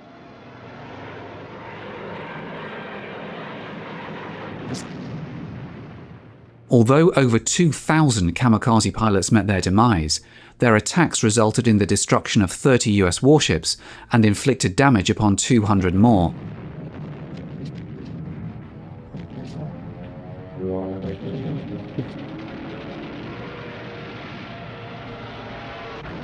You were praying that you could survive whatever the kind of explosion would come about. Your whole life flashed in front of you very quickly because you didn't know whether it'd be seconds or minutes until your life would be snuffed out.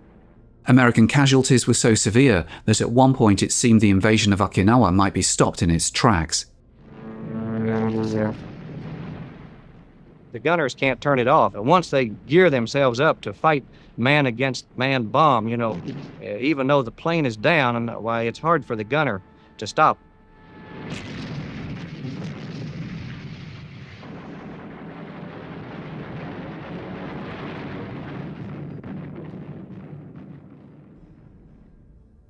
One man he was in a 40 millimeter mount, and he had been fighting against quite a number of planes that had come in, but we had been hit in his area also 2 or 3 times, and all of a sudden, with nobody understanding why, he just yelled out, "It's hot today," and jumped over the side, and that's the last we ever saw of him. But had he stayed aboard, he might have survived. But of course, we couldn't find his body or anything after that. But it was an unusual way for a type of reaction. He stayed with it just as long as he could until he broke. And then that was the end of his fighting. But every man, I believe, has a breaking point. And the kamikaze is, I would estimate, is probably tests that breaking point more than any other form of combat.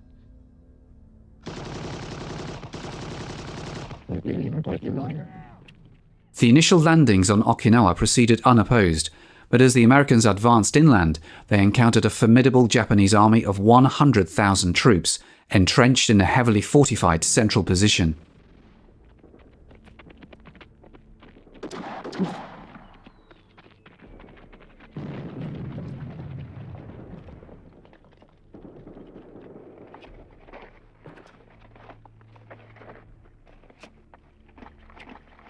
The steep hills and narrow ravines of Okinawa formed a natural citadel for the Japanese defenders.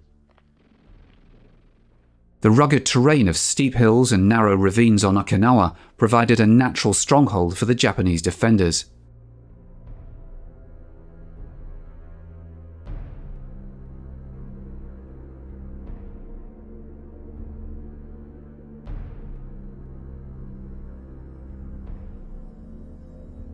However, as Japan itself neared surrender, not every Japanese soldier remained committed to fighting until the bitter end. Meanwhile, the civilians of Okinawa endured devastating losses, with 24,000 killed and many thousands more injured. Once they found out that we weren't going to do the things that they had always heard, well, they could understand, hey, this is just another human being, and possibly they felt the same as we did, that we weren't there because we wanted to be there. It was we were told that this is what we had to do. For many Americans, concluding their monumental campaign across the Pacific, It became evident that the perceived faceless fanatics willing to sacrifice themselves for their emperor were, in fact, fellow human beings. They showed kindness to their own people too, which we didn't really think, that we thought, well, one was just, life was cheap to them, but that's not true. They were, showed a lot of kindness to their own wounded, and would tote them on their back, and 2 or 3 would carry them, although they were weak themselves, so they were people just like us.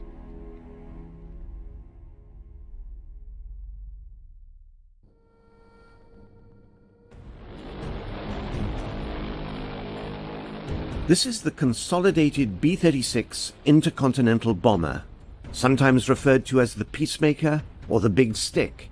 It was the largest conventional warplane ever built. It had tremendous range and a great payload.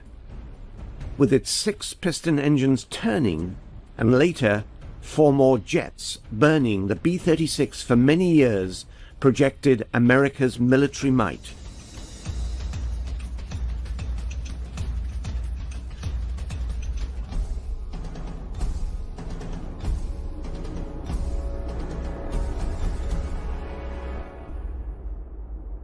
It was a monstrous airplane. It had 6 engines, and they were pusher props. Now later on they hung jet pods on the ends of the wing, but the early models were all piston engines, pushers. It was a huge airplane, and it was designed then to carry atomic weapons. But by the mid-50s, its sheer size, cruciform shape, and middling performance worked against it in a world of pure jets. However, in its heyday, the 36 was the very pinnacle of successful giantism. Rather surprising given that a decade and a half earlier, the United States had all but abandoned the idea of operating massive aircraft known as XBLRs, or the Experimental Bomber Long Range. The first attempt, the XBLR-1, resulted in the Boeing XB-15. This was an ambitious and useful experiment that demonstrated the importance of 4-engined bombers. The XB-15 carried a crew of 10. However, its 150-foot wingspan proved too large for practical use.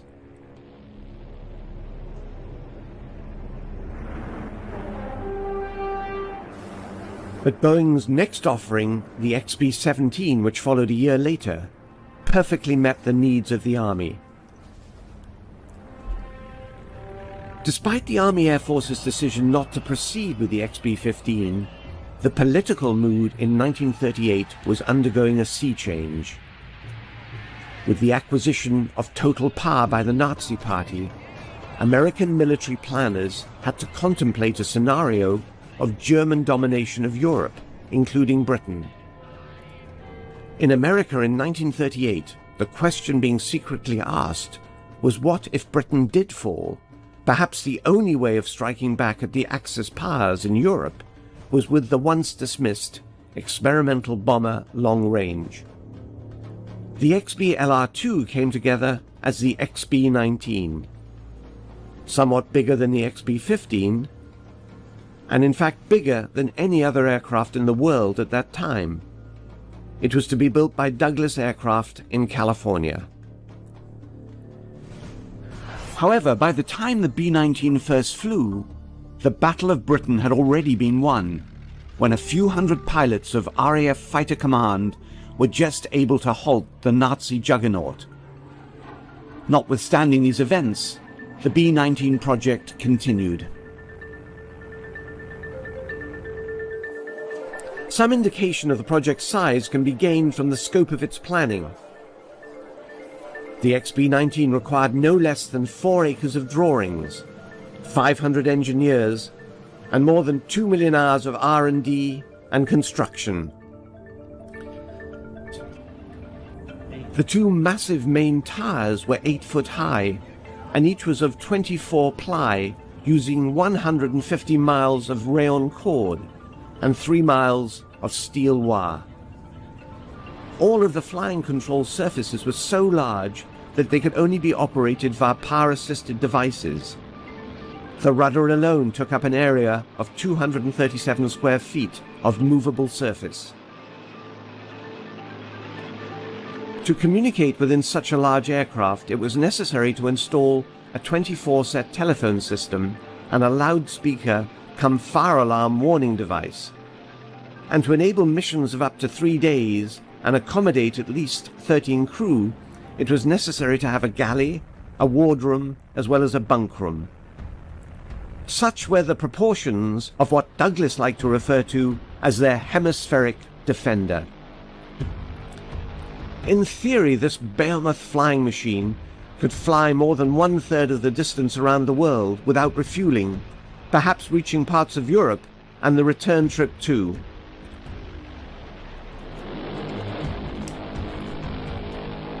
On June 27, 1941, the B-19 made its first flight from Douglas Aircraft in Santa Monica to March Air Force Base.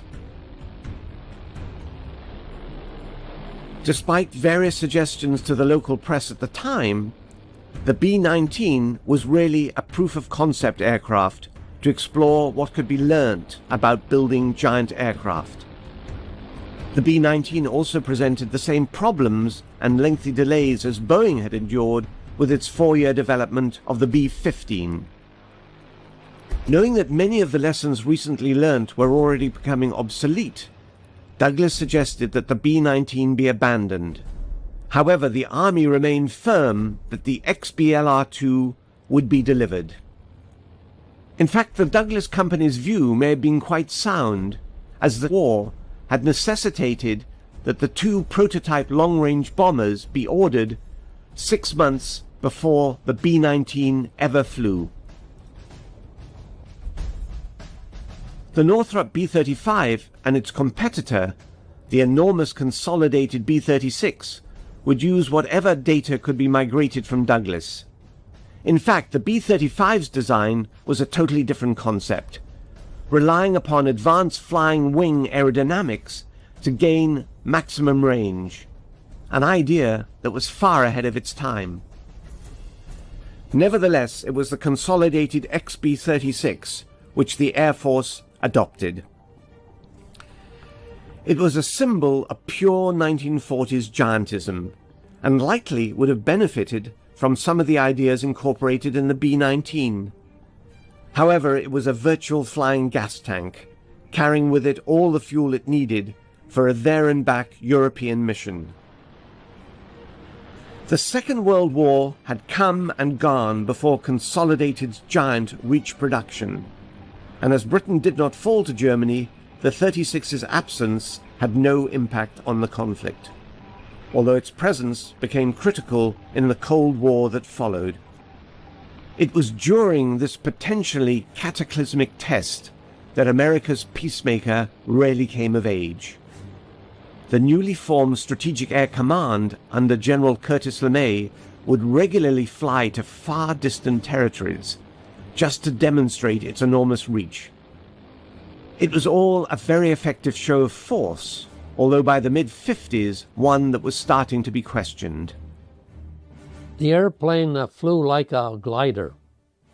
It was easy to fly. Anybody could have flown it with 5 hours of stick time.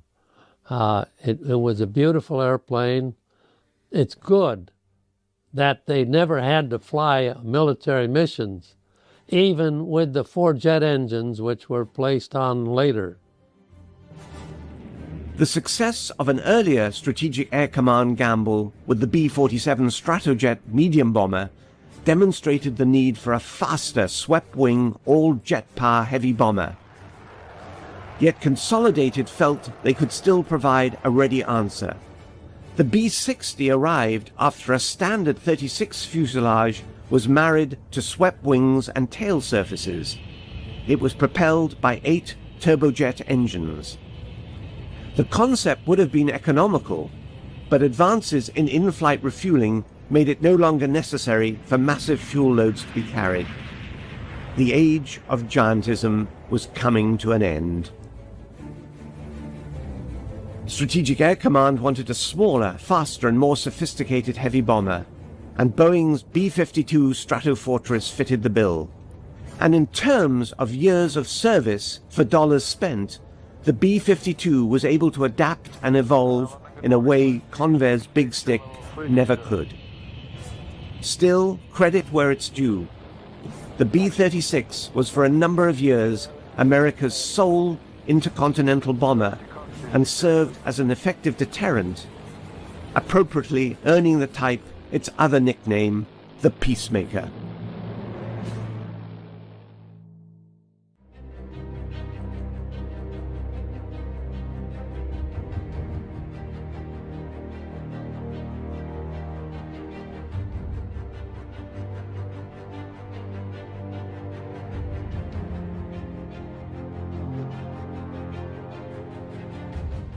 It was during the early 1900s, when America was starting to emerge as a world power, that the first Roosevelt made his prophetic statement on international diplomacy. He advised to talk softly, but carry a big stick. Half a century later, when the United States stood as the world's champion against communism, its big stick was undoubtedly the Convair B-36 long-range bomber. Although this mammoth aircraft was to serve throughout the 1950s, it could actually trace its origin back even before America entered the Second World War. 36 was to earn its apt, if unofficial, title of Peacemaker. By 1941, the United States Army Air Force had two effective heavy bombers at its disposal. They were the legendary B-17, designed by the Boeing Company. This superb four-engined aircraft was to serve throughout the war, and the heavily armed later versions were understandably known as the Flying Fortresses.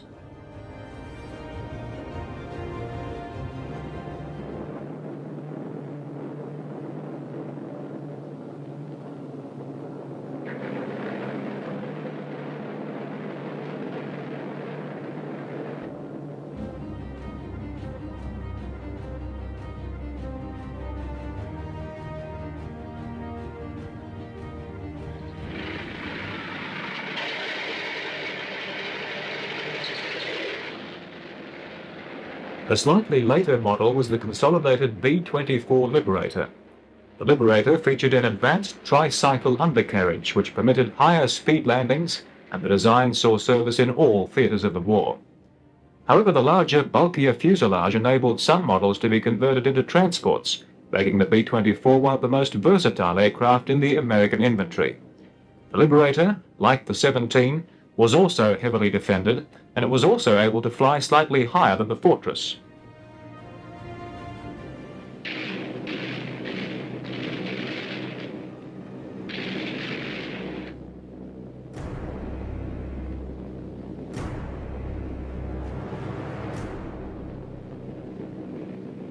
But more importantly, it offered greater range, so it was often used for maritime patrol work, flying what at the time were considered very long distances on internal fuel.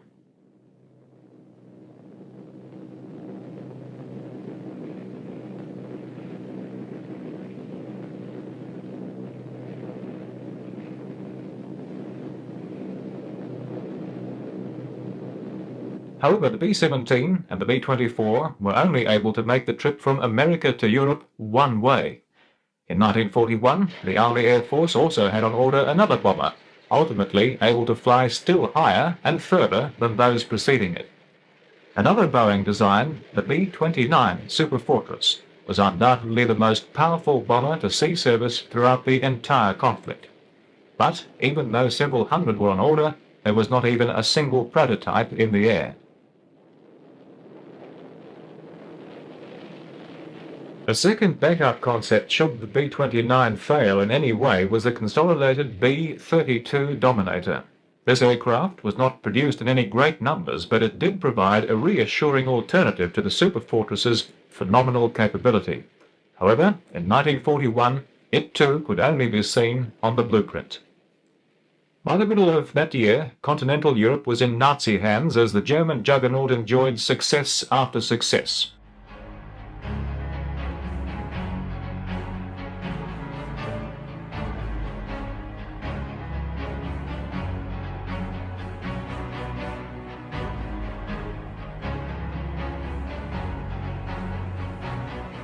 More importantly, although Britain had regained some supremacy in the air, it still suffered from constant punishing bombardment from the Luftwaffe, which devastated its people and its industry. These raids, often at night, but sometimes in daylight, were seen by the German High Command as a means to bring the island nation to its knees. The burning question which American tacticians struggled with was simply, what would happen if the US was brought into the conflict and the sole remaining Allied base in Europe was to be lost to Germany?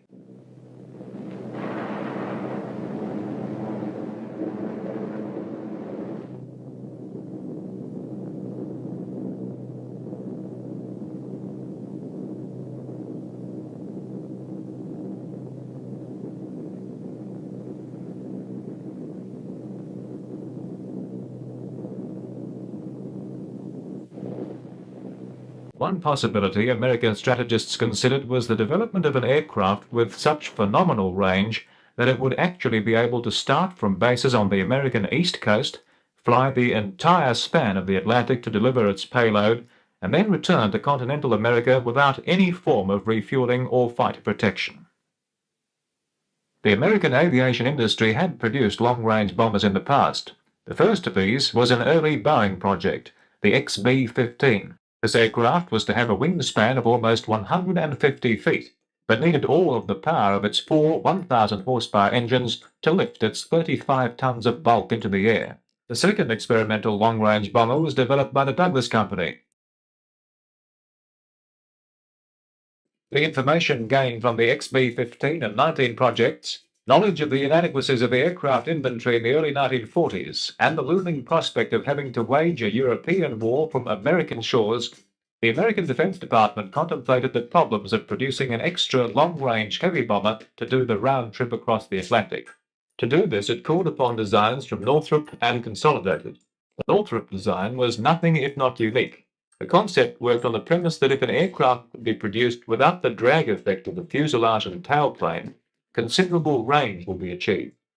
Therefore, Northrop set about designing an aircraft which by any other name was just a wing, a flying wing.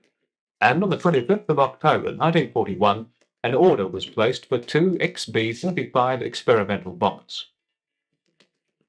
The Consolidated design was more conventional than its competitor in shape, but certainly not in size. With an overall wing area of just under 5,000 square feet, the B-36 was to require no less than 6 engines placed at the back of the wing to push its massive 163-foot fuselage through the air. And on the 25th of November 1941, an order was approved for 2 aircraft in the hope that the first would be developed by mid-1944 at a fixed fee of approximately $800,000 each.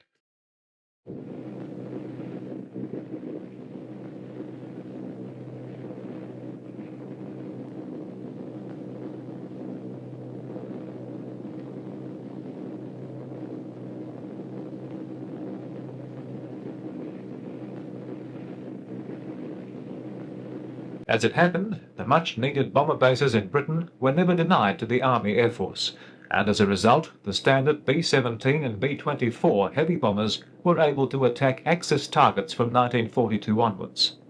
Delivered in their thousands, the Fortresses and Liberators were to wrench a terrible price from the enemy. The longer distances required by the Pacific Theater were amply met by Boeing's B-29. Especially after the capture of the Mariana Islands in mid-1944, which gave the Superfortress the stepping stone which enabled the Air Force to reach the heart of Japan. But it was one particular B-29 with one particular bomb that was to bring the Second World War and much military aircraft development to an end.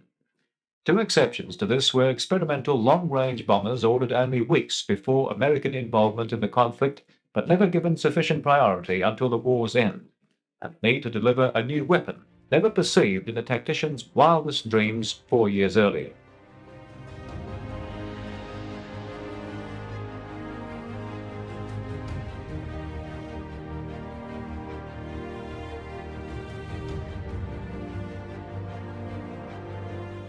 The first Northrop B-35 was actually constructed in the open and completed in June 1946. This clever design, which was the source of controversy for many years, was powered by 4 pusher engines and was intended to carry a crew of 9 in the pressurized center section, for its shape barely allowed the word fuselage to be applied.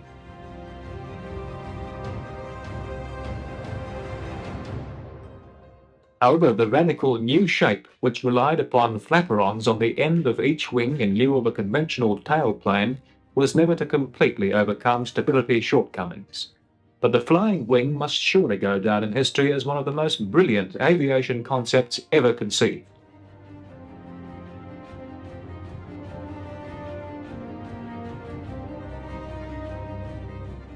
The first XB-36 was wheeled out of the experimental hangar just 6 days after Japan surrendered, but it was to be August 1946, nearly 5 years after it was ordered, before the Peacemaker was to be ready to fly.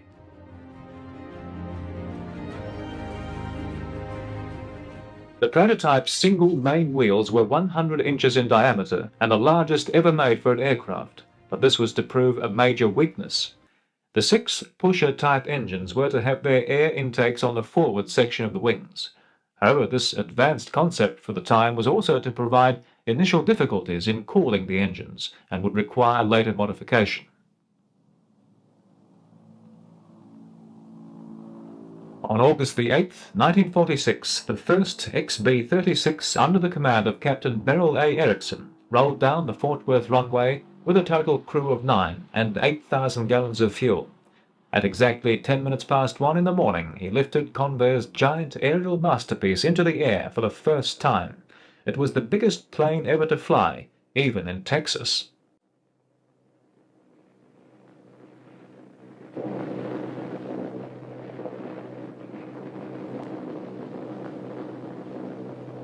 The flight was to continue for no more than 37 minutes, during which time the undercarriage was to remain in the wheels-down position as a safety precaution. Erickson's crew on this and many subsequent occasions were to put the giant aircraft through many vigorous tasks which quickly identified the problems of giantism, one of the most formidable being the vibration caused by such enormous engines spaced out over the wide distances of the wing, and cooling was another problem, especially at high altitude. It was obvious that there would be many areas requiring major attention.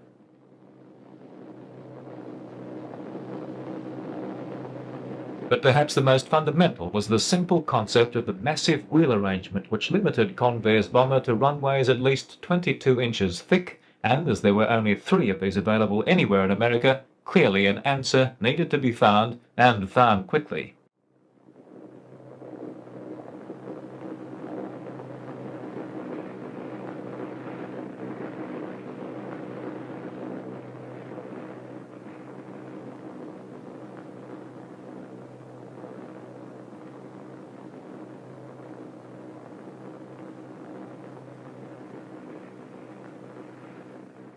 The answer came in what was considered another breakthrough, by combining 4 56-inch wheels into a group under each wing, thus spreading the B-36's phenomenal weight over the much wider area, thereby permitting the Peacemaker to use runways of half the previously required thickness.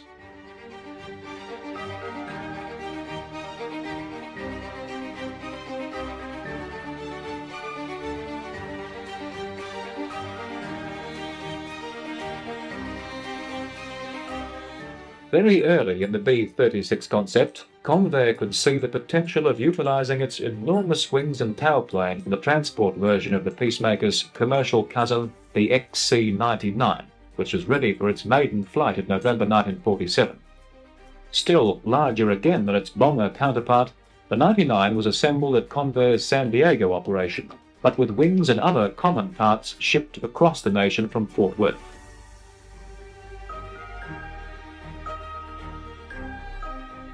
Here at Lindenberg Field, what had now become the world's largest plane was to demonstrate the potential that would lead to the mammoth transport and airline concepts that followed decades later.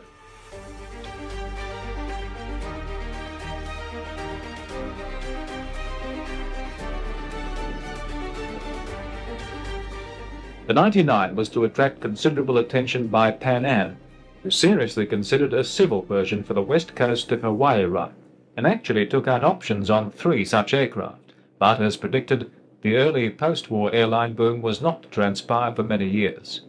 The XC-99 was never to see civil service, and the sole example produced remained in active service with the Air Force until 1957, and became particularly invaluable during the Korean War, when it was used to rush essential payloads from one side of the nation to the other. This aircraft too had to be modified with a new undercarriage system, but when it was, it proved extremely versatile and had, if required, the potential to lift 400 fully equipped troops. Yet, practically, it was just too soon for its time.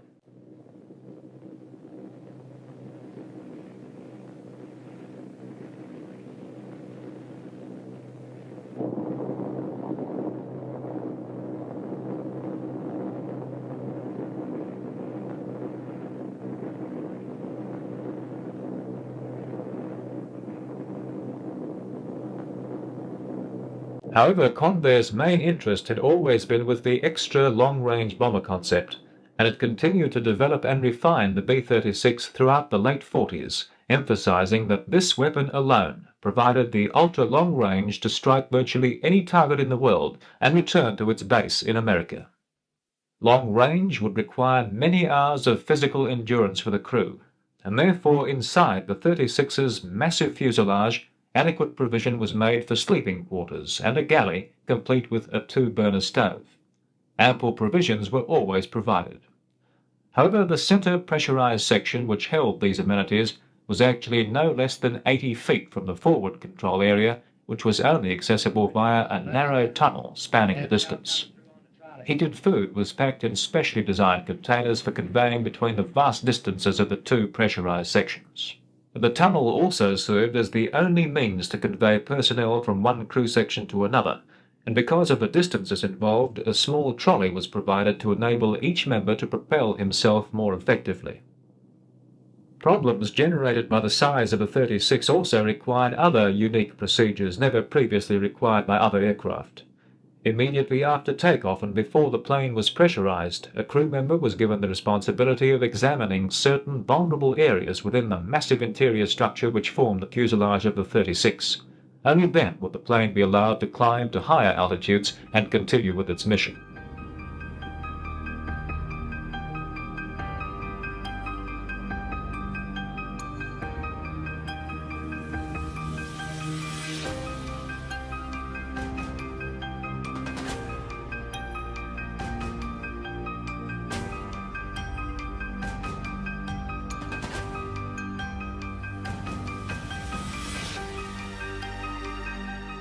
Other problems in dealing with the size of the 36 came to light. There was the question of how to service each of the massive aircraft, which was so big that special outdoor hangars had to be constructed so that only the essential parts could be accessible.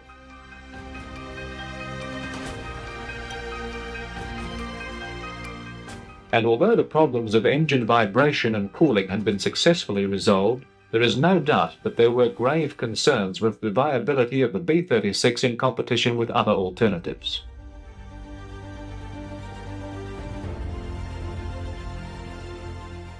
Firstly, the project's original competitor, the Flying Wing, had been upgraded to an all-jet aircraft, replacing the 4 propellers with 8 turbojet engines. Northrop hoped to increase the speed and viability of its quite brilliant concept, which utilized unique flaperons, shown here at the end of the wing, to make up for the absence of the conventional tailplane.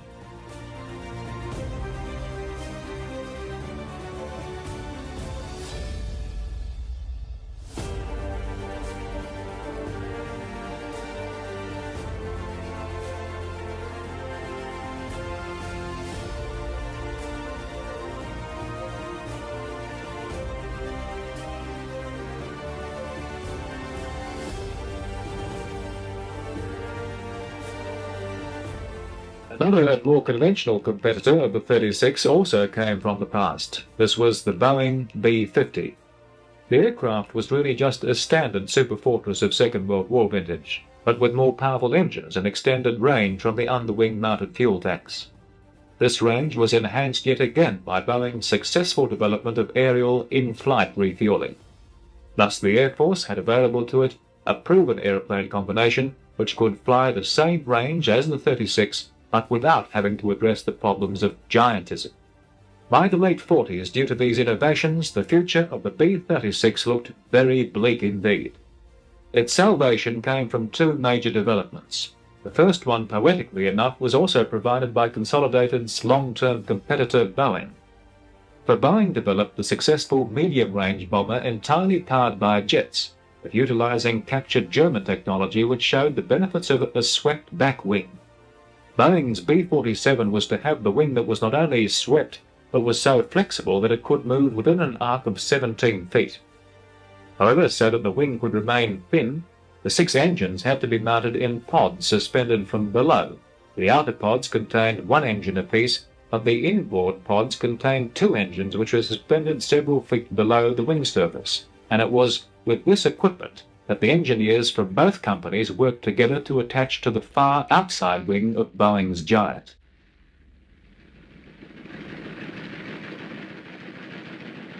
With 6 turning and 4 burning, the 36 was at last, in part, entering into the jet age.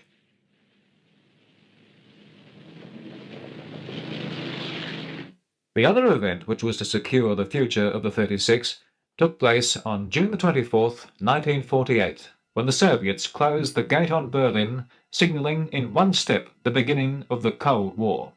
Now, the growing concerns of communism polarized into an action which shocked the West out of its post-war complacency. As NATO forces now found they were confronted with a potent adversary, in a matter of days the need for an intercontinental bomber had gone from hypothetical to the very real. At this stage, there was no one plane in the world able to fulfill the long-range potential of the Convair Giant, and rather than cancellation, orders for the Peacemaker were actually increased.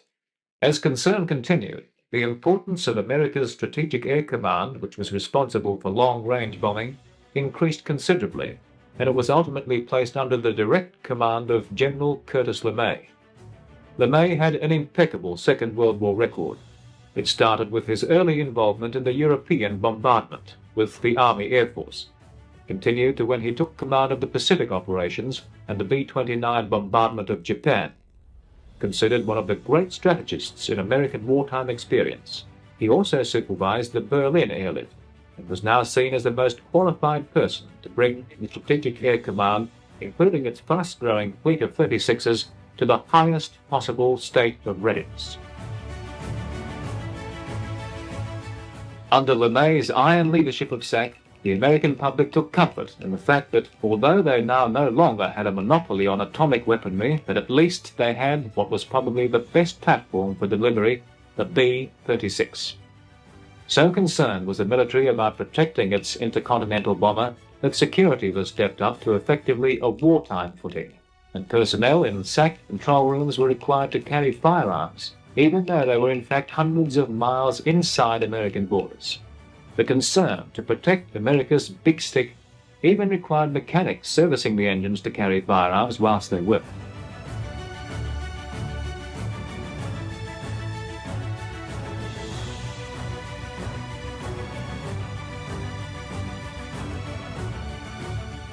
This is the engineer. Engineer checklist complete. Ready for takeoff. Over. Pilot checklist complete. Ready for takeoff. Roger, give me 100% on the jet. Roger. That's coming up. Engineer, give me full power. Full power coming over. Jet's 100%. Safe flight temp okay. Takeoff power is set. Everything stabilized. Engineer ready for takeoff. Roger. Cardinal Tower, Air Force 653, ready for takeoff. Air Force 653, Cardinal Tower, Roger, 30 roll. Roger, 653, rolling. Here we go.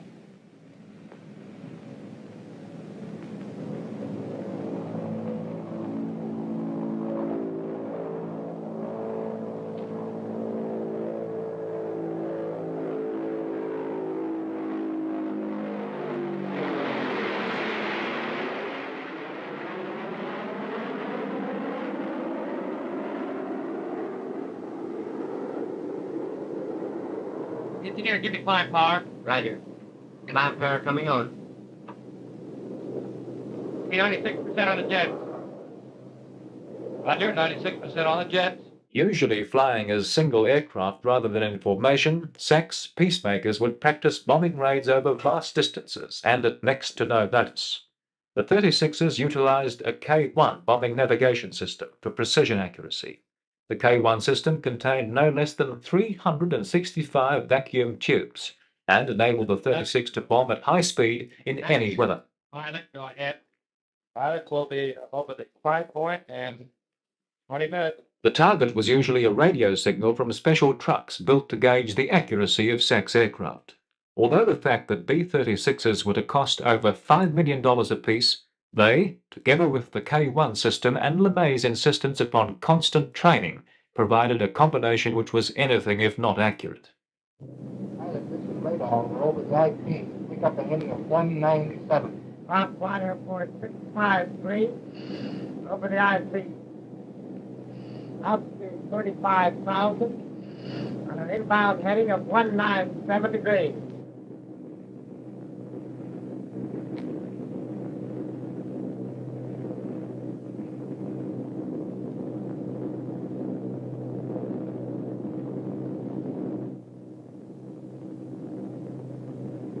Ground Airport 653. 30 seconds to go. The bomb's away.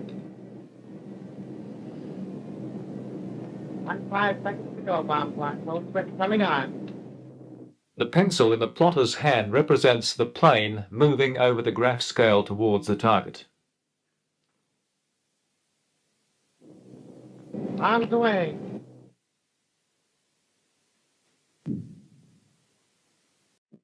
However, despite the enormous potential of the conveyor giant, detractors often considered its large size to make it a prime target for enemy fighters, and even before the first 36 even flew, the Air Force ordered a unique auxiliary, the McDonnell Goblin, as a parasite fighter to be actually carried within the B-36.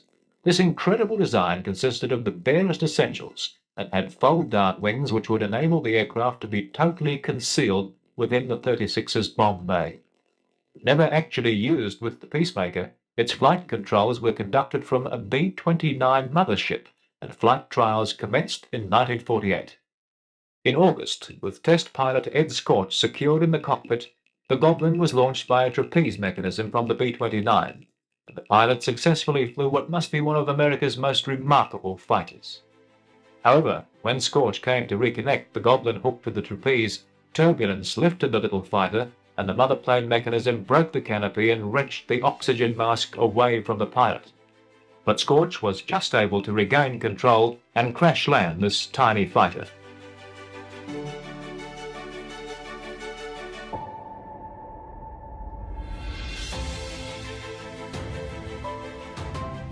This setback did not stop development. Second and only other Goblin produced continued its task. Eventually, on October the 14th, 1948, a successful hookup was effected, and the Goblin pulled into the 29's belly. But this bomber-parasite fighter combination, although bold in concept, was never to be adopted because it seemed to present as many problems as it tried to solve.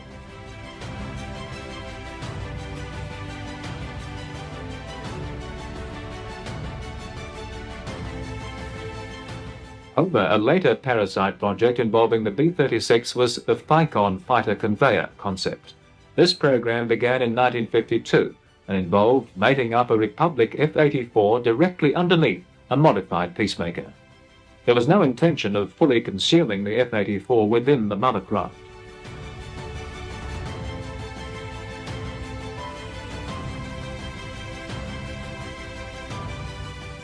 Not until after the aircraft and its parasite were in the air would the fighter pilot enter into its cockpit, and he, working as a team with the highly trained boom operator, who was positioned in the mother plane, would attempt the delicate and skillful task of lowering the fighter via a large hydraulic-operated boom to a point below the bomber where the fighter could be successfully released.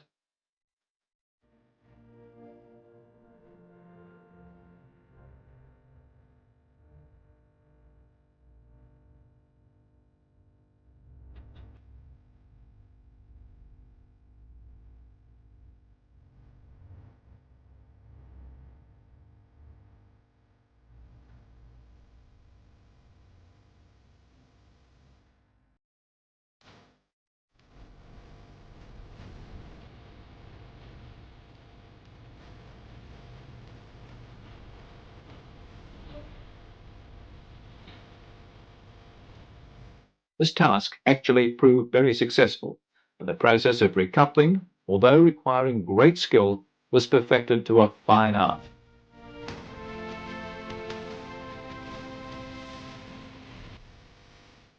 The combination of these aircraft provided many potentials, especially as the pilot was able to come and go from the fighter when it was in the docked position. In actual fact, the Thicon mission was really perceived more to extend the reconnaissance capacity of the B-36. The F-84, either in its straight or swept wing form, was an extremely versatile aircraft. And although SAC employed it as its own fighter aircraft, there is no doubt that it could perform the role of an effective fighter bomber, as it demonstrated so capably over Korea.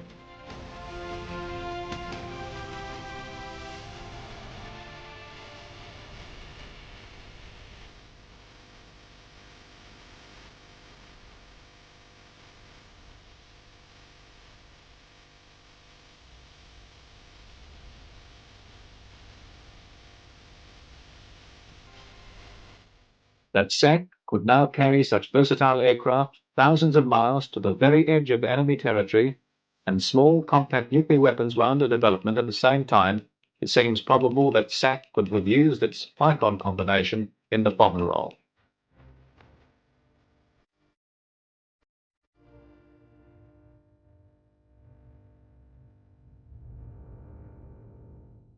By the middle 50s, the B-36 was fully developed and deployed at various SAC bases around the nation. By the early 50s, SAC's Peacemakers were at the peak of their development, with the early engine and vibration problems resolved.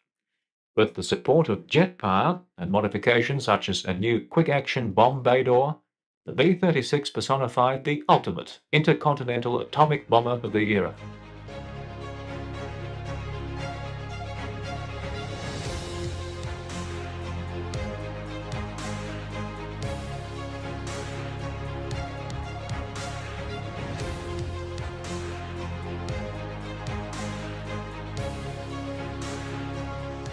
But despite the technical success of the project, it still was to continually suffer from political and inter-service criticism. And even as early as 1949, there had been an investigation into the political influences relating to the 36, all of which came to nothing.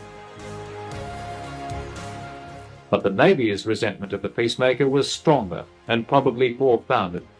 Its promised 65,000-ton supercarrier was to have the capacity to deliver atomic attacks on would-be Soviet industrial centers, and was cancelled, partly because of the Air Force insistence that the 36 deterrent was far more flexible and did not represent the eggs-in-one-basket philosophy of a carrier. What was equally important was that SAC claimed it was just as able to operate from the edge of enemy territory and in conditions that would have been impossible for naval aviation.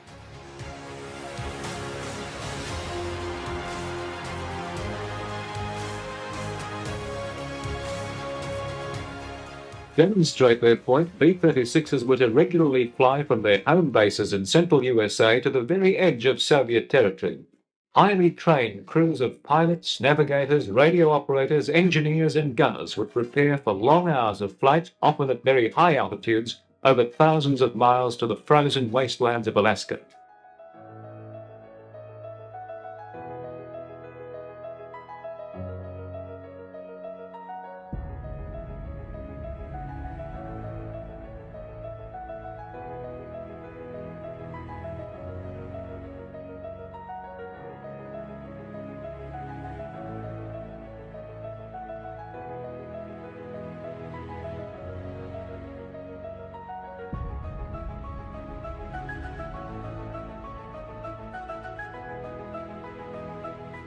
These men would know that once into the Arctic region, should their aircraft fail and crash land, and some did, there was very little chance of survival in the sub-zero and uninhabited wilderness. Against these prospects, the roar of the Peacemaker's 6-piston and 4-jet engines must have sounded far more a blessing than a curse.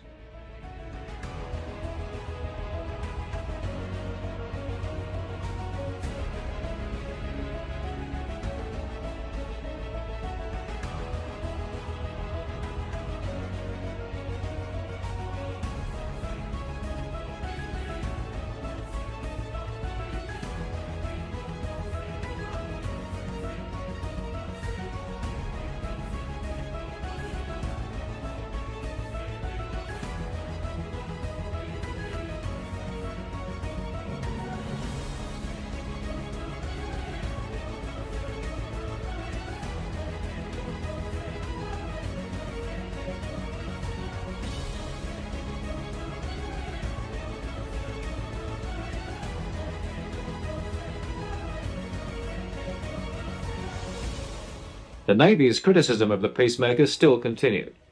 One time they actually made a formal request to the Air Force for the use of a 36 to test its defensive capability against Navy fighters.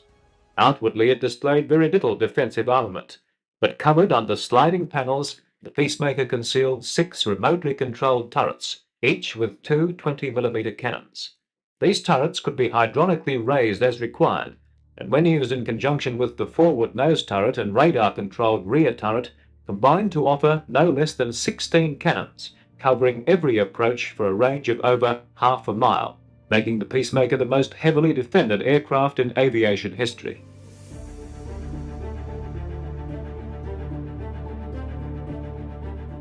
Ellison Air Force Base in Alaska was a point to which many B-36s on exercise would travel.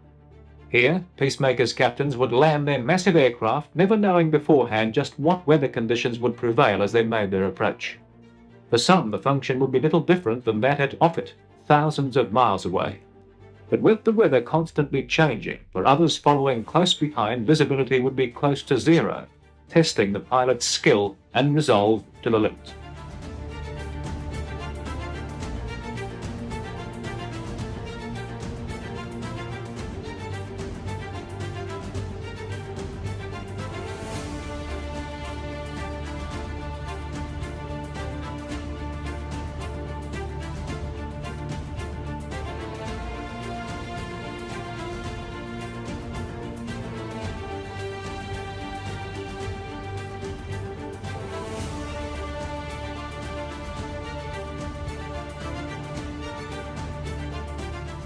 Once down, each aircraft would be quickly guided away to its service area, and waiting heated buses would be quickly on hand to collect the tired and weary crew, who, despite the winter protection, would doubtless be noticing the contrast from what might have been Texas to Alaska non-stop.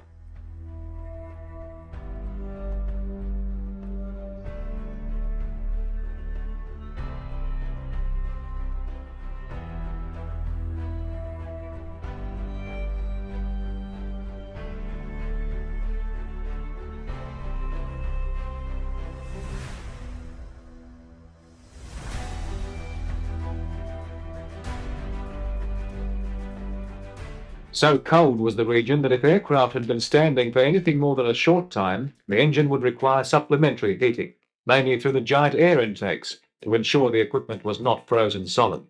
To achieve this, large mobile heating plants were developed which could pipe vast amounts of hot air into and around all the piston engines. The crew compartment was also given the same treatment, not merely to make the area habitable, but because the instrumentation and on-board equipment simply would not work effectively in such a cold environment.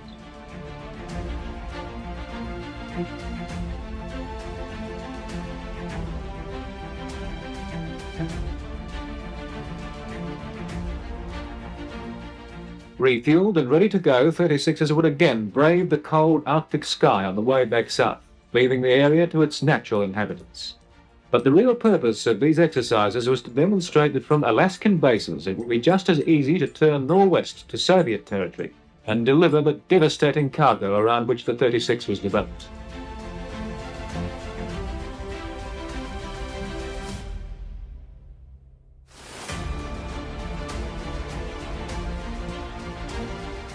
Cargo of another sort was identified.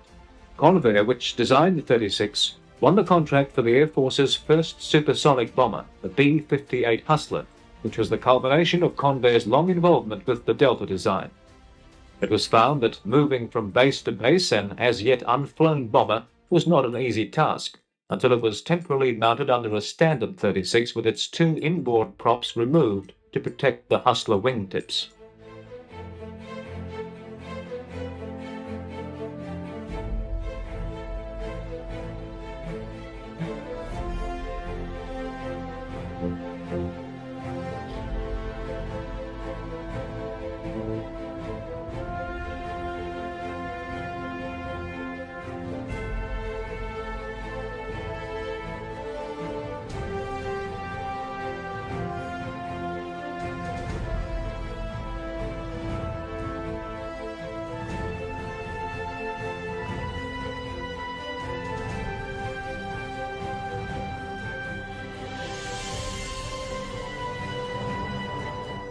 Perhaps this image symbolizes beyond all else the difference between the two generations of aircraft. In the space of less than 10 years, quest to improve the speed of bomber aircraft had so radically changed the shape and size that tomorrow's medium bomber was able to fit comfortably under yesterday's heavy bomber. Clearly, the age of giantism was coming to a close, and yet Convair still held hopes for its mammoth in an upgraded form. The company produced the YB-60 in response to the Air Force requirement for an all-jet heavy bomber. Hopes were high at Fort Worth in April 1952 when the 60 made its first public debut. The continuation of the production line would guarantee the jobs of thousands of staff involved and subcontractors. It would have brought added prosperity to the city, which had produced the world's biggest bomber.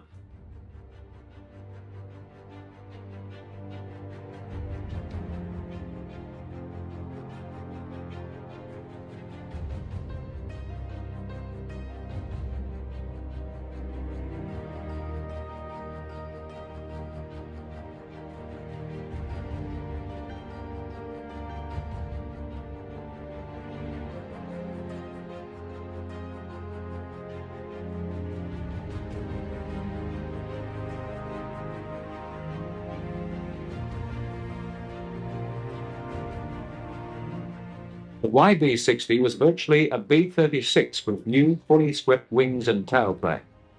Having no defensive armament other than the rear turret, the entire rear crew and quarters were omitted.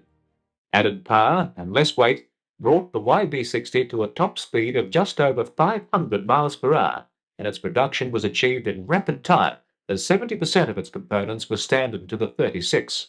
Two such examples were ordered by the Air Force to test the concept, but only one was to actually fly.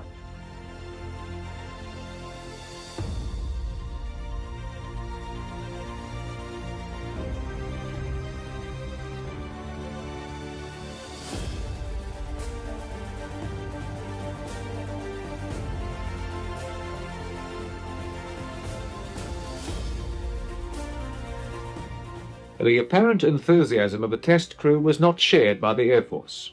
They preferred Boeing's all-new design B-52, the Stratofortress, which, although more expensive, offered better performance in range and speed, shown here next to the original Boeing heavy bomber.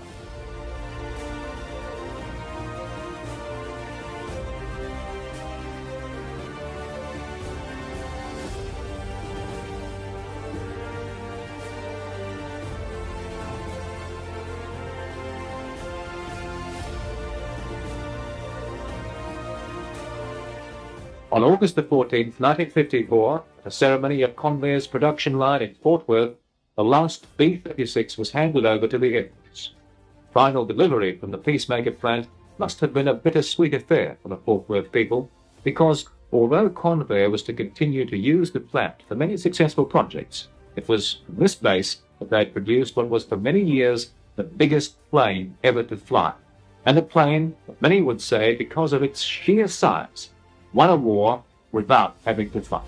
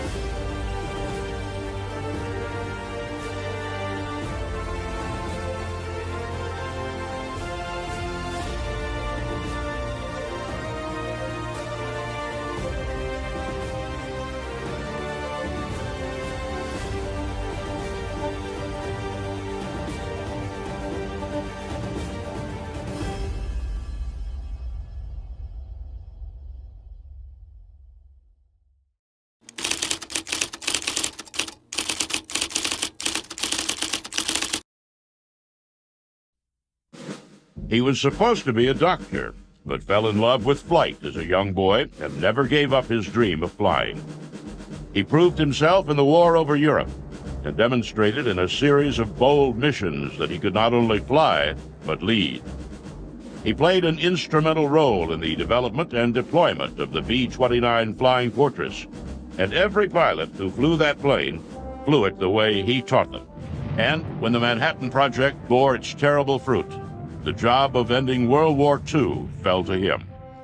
He planned the mission, set up the training and logistics to support it, and when the president gave the order, he flew the plane that ushered in the atomic age.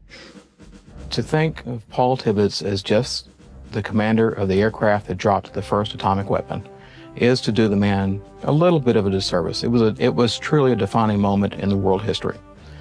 But Tibbets himself had been an outstanding pilot. He is General Paul Tibbets. Paul Tibbets was born in Quincy, Illinois on February 23, 1915.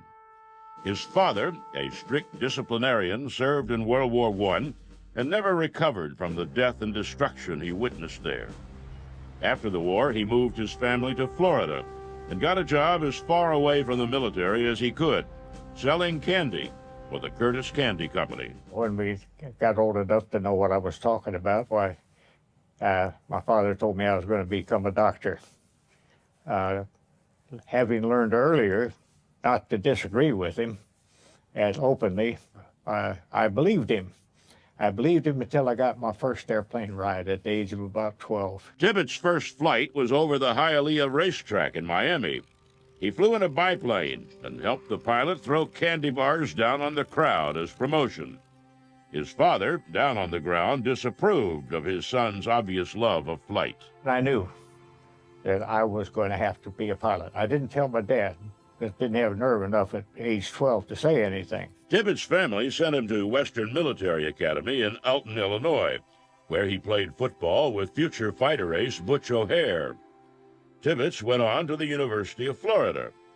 Florida lacked a medical school at the time, so Tibbets transferred to the University of Cincinnati. During the summers back in Florida, he snuck off to sunny South Airfield for flying lessons. Without telling his parents, he enlisted in the Army and drove from Cincinnati to Wright Field in Dayton for a flight physical. A few weeks later, he was sworn in as a flight cadet and ordered to San Antonio for training. He took a train to Florida, dreading the conversation with his father. Finally, I got my nerve right up to peak, and I looked at him. I said, I want to tell you, I'm leaving college. I'm going to go down to flying school at San Antonio, Texas, learn to be a pilot in the Army Air Corps. He looked at me, he said, you know, I've been supporting you ever since you've been little, and I've been sending you through school. But since you're leaving school, you're on your own from here on. And go kill yourself. I don't give a damn. Tibbets' mother was more understanding and encouraged him to follow his dream. But Tibbets' relationship with his father was changed forever. And as he reported to San Antonio, he felt as if one life had ended and a new life was beginning. Tibbets earned his wings in 1938. Clearly the outstanding pilot in his class, he surprised everyone by choosing multi-engine aircraft instead of fighters. He believed he would have more independence flying reconnaissance and spent the next 2 years logging hundreds of hours in ungainly observation craft. In 1941, he became Group Engineering Officer of the 3rd Attack Group. He trained in the A-20, the Army Air Force's new low-level attack bomber. Reassigned in early December to fly B-18s on anti-submarine patrol, Tibbets was on his way to his new base when he heard of the attack on Pearl Harbor. The entry of the United States into the war, of course, changed everything. The Army Air Force changed Tibbets' assignment to B-17s. The training pace was frantic as Tibbets and the other flyers struggled to learn the almost entirely new art of strategic bombing. For 6 months, they flew hour after hour to targets hundreds of miles away, practicing for the battles to come. After 6 months of dry runs and pretend bombing, with the United States newly at war and completely unprepared for what would follow, Tibbets and the 97th Bomb Group got their overseas orders. In the summer of '42, Tibbets took off from Bangor, Maine, to fly the Great Circle route to England. There he knew the war awaited him. When Captain Paul Tibbets arrived in Europe, England seethed with war. The Battle of Britain had been fought and won. The RAF controlled the skies over England, and the threat of a German invasion no longer loomed large. Still, the survival of Great Britain remained in enough doubt that the English exported most of their scientific research to the safer shores of North America. Among those who left were scientists working on advanced radar, and a small group of German expatriates who were gradually unraveling the secrets of the atom. Thousands of Americans flooded the countryside, taking up residence in hastily constructed air bases at the ends of mud roads. The skies were filled with bombers and fighters, an air force unlike any ever assembled, with a single mission: hit Germany, and hit it hard. Though just one of hundreds of young captains, Tibbets stood out. He and his crew seemed more ready for war than the other crews, and for that reason, the Army Air Force chose him to lead the first American daylight attack against German-occupied Europe. While nominally under the command of General Ira Aker, Tibbets handled the operational details and execution. On August 17, 1942, 18 B-17s took off from England to bomb a train yard near the French city of Rouen. The mission went off without a hitch, and all 18 planes returned home safely. In late 1942, the European Command tapped Tibbets to fly General Mark Clark on a secret mission from England to Gibraltar. Clark was laying the groundwork for Operation Torch, the American invasion of North Africa. Clark's mission was to meet with Admiral Darlan, the commander of the French colony of Algeria, to find out if the French Navy in Algiers would resist the American invasion. Tibbets flew Clark around occupied Europe, staying low over the Atlantic Ocean the whole time. Clark's negotiations with Darlan went well, and the French admiral agreed not to resist the American invasion. Clark returned, and with a glowing report, not only about Darlan, but also about the young pilot who had executed the dangerous flight with so little apparent trouble. So it was no surprise when a few weeks later, Tibbets got the job of flying Supreme Commander Dwight Eisenhower and his entourage to Gibraltar to observe the actual invasion. We're standing there waiting, and it's almost midnight at night because the weatherman from the base had come in. Each time weather was still, marginal for takeoff even. They just said it was dangerous. Last time, we're standing under the airplane, and he comes up, and he looks at General Eisenhower, and he says, "General, I cannot promise you any better weather than this for the next 4 days." He said, "It's terrible, but that's my forecast. We'll have the same thing for 4 days." And Eisenhower looked at Jimmy Doolittle, and he said, "Jimmy, what should we do?" Doolittle looked right back at him and said, "Don't ask me, General. Paul's flying the airplane. He's the man." And with that, I was looking at General Eisenhower. I said, "General Eisenhower, I realize the importance of you and your staff and the people, but if I'd been here alone, I'd have been gone by this time. I wouldn't have been waiting all this time. I'd been gone." And he said, "Let's go. I got a war waiting on me." Tibbets took off in a pea soup fog. Eisenhower sat on a board propped between seats in the cockpit. Once again, Tibbets flew low to stay out of sight of patrolling German fighters. He covered more than 1,000 miles, only a few feet above the tops of the waves. He got Eisenhower to Gibraltar just as the invasion started, only a few minutes after the first paratroops landed. The ground crew was amazed. Tibbets' plane was encrusted with salt from flying so low over the ocean. Eisenhower told his staff that Captain Tibbets was the best pilot he'd ever flown with. I had stayed pretty close to the Whitecaps in that. I always talked about that. And Eisenhower later complimented me and, so that sort of thing about what a nice ride he had. And I didn't know until just a year ago, Eisenhower held a private pilot's license. He had earned it as a first lieutenant in the Philippines. Doolittle apparently agreed with Eisenhower. After letting the captain fly a few more combat missions over North Africa, the general had him transferred to the 12th Air Force, which was trying to adapt to the B-26 Marauder. The Marauder was a nasty airplane, finicky in flight and difficult to control. Tibbets, however, quickly mastered the plane. and seemed adept at helping those around him master the aircraft as well. Halfway around the world in Wichita, Kansas, Boeing was fighting to tame the Air Corps' newest bomber, the B-29 Superfortress.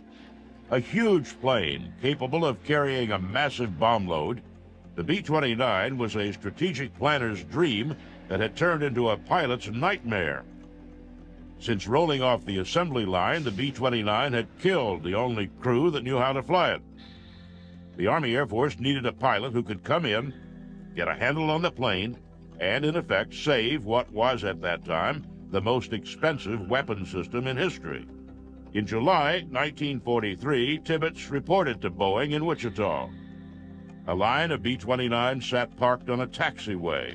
They were huge, technologically advanced, and, without crews to fly them, absolutely useless.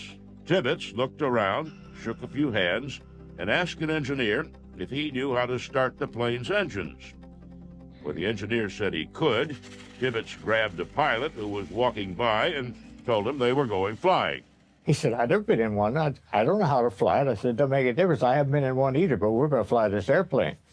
And with that, now, not trying to be funny, but I knew damn well if it flew like an airplane, I could fly it. Tibbets and his stunned co-pilot taxied back and forth on the runway, getting a feel for the plane. Tibbets tested the brakes and the ailerons, stopping now and then to cool the engines, which were designed for the cold temperatures at high altitude. And then, with a small crowd looking on and wondering if he had lost his mind, he took off. Over the next few days, he and his improvised crew logged 10 hours in the unflyable bomber. I did do the Phase 5 flight test for the factory and the government because there was nobody to fly that airplane in thunderstorms and things like that. But they wanted to measure stresses and strains, and I got to like the airplane, and I was really happy with it. After mastering the aircraft and documenting its flight characteristics, Tibbets set up the school that trained every B-29 pilot who fought in the war. It was at that school that Tibbets was first approached about the mission that would etch his name forever in the history books. Walking into the ready room after flying a training mission, a mysterious captain approached him and started asking questions. Tibbets apparently gave the right answers, because after a few minutes, the captain introduced Tibbets to a second, older man. Young man. And he said, I want to tell you about the Manhattan Project. So he gave me an outline about splitting. First off, he said, do you know anything about atoms? And I said, no. The massive research effort to design an atom bomb had been going on for years. It was called the Manhattan Project, a code name designed to mislead those who stumbled across its paper trail into thinking it had something to do with sewers in New York City. In fact, it was the most monumental engineering project in history, a crash program to turn the most esoteric area of theoretical science into a working weapon. They knew that it would do something. They knew, well, yes, it'll drop 100,000 tons of TNT, but what's 100,000 tons of TNT? Or how much, no one knew. No one ever seen that much in one place at one time. The program was, by almost any measure, an amazing success. And as the first test of a nuclear bomb approached, the last piece of the puzzle became not scientific or technical, but logistical. How to deliver the bomb to the target. Doing that was not going to be easy. There were two designs for an atom bomb, and both were too big to fit in the bomb bays of even a B-29. The explosion itself would be so large that it might incinerate the crew that delivered the weapon. So a new type of mission would have to be designed. All of this would require the assembly and training of a logistics train stretching from the United States to the target. Hundreds of crewmen, mechanics, and other support personnel working in secretive isolation. I was confident enough. I knew I could do it. I mean, at that time, I had so much confidence that you can't imagine. I'd been successful in everything I'd undertaken. And to put an airplane together to carry a bomb, to get the people to fly them, maintain them, and all that sort of thing, I had no problem with them. Tibbets' reputation was not only that he was extremely competent, yes, but he was also a wonderful pilot, and he was also a leader of men. He had demonstrated that time and time again, and he had also demonstrated his abilities firsthand to major figures in the United States Army. So they knew who this man was. Yeah, it's difficult to imagine a person who would have been better qualified or have done it better. The Army could do little to help Tibbets do his job because no one had ever done what he was charged with doing. He was given a vote of confidence that included a caveat. Do it right, you're a hero. Do it wrong, you may go to jail.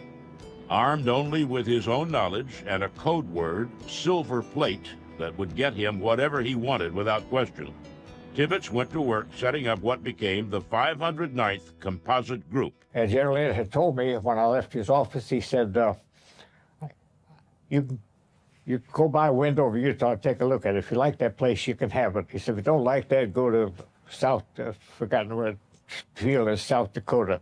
And then he gave me one in Kansas. He said, if you like them, you can have them. If you don't like them, we'll hunt for one you will like. Tibbets liked Wendover just fine.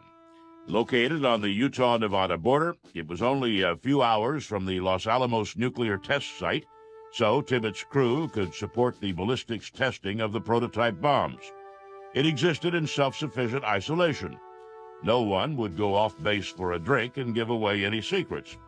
Or so Tibbets thought, until he got word from intelligence agents that a couple of his mechanics had been bragging about their secret mission in Salt Lake City.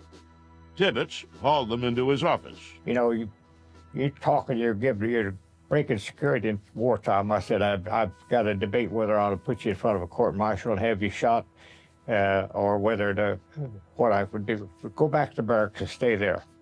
And you're limited to the barracks and the mess hall. That's the only places you can go. You can't go to the exchange, you can't go anywhere else. Fortunately, information about what exactly Tibbets was doing was so tightly controlled that even the people working for him had no idea what they were working on.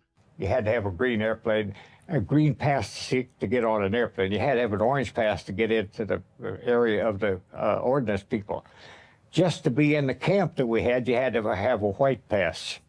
So everybody had three passes if they were going either to the airplanes or the other to the ordnance section.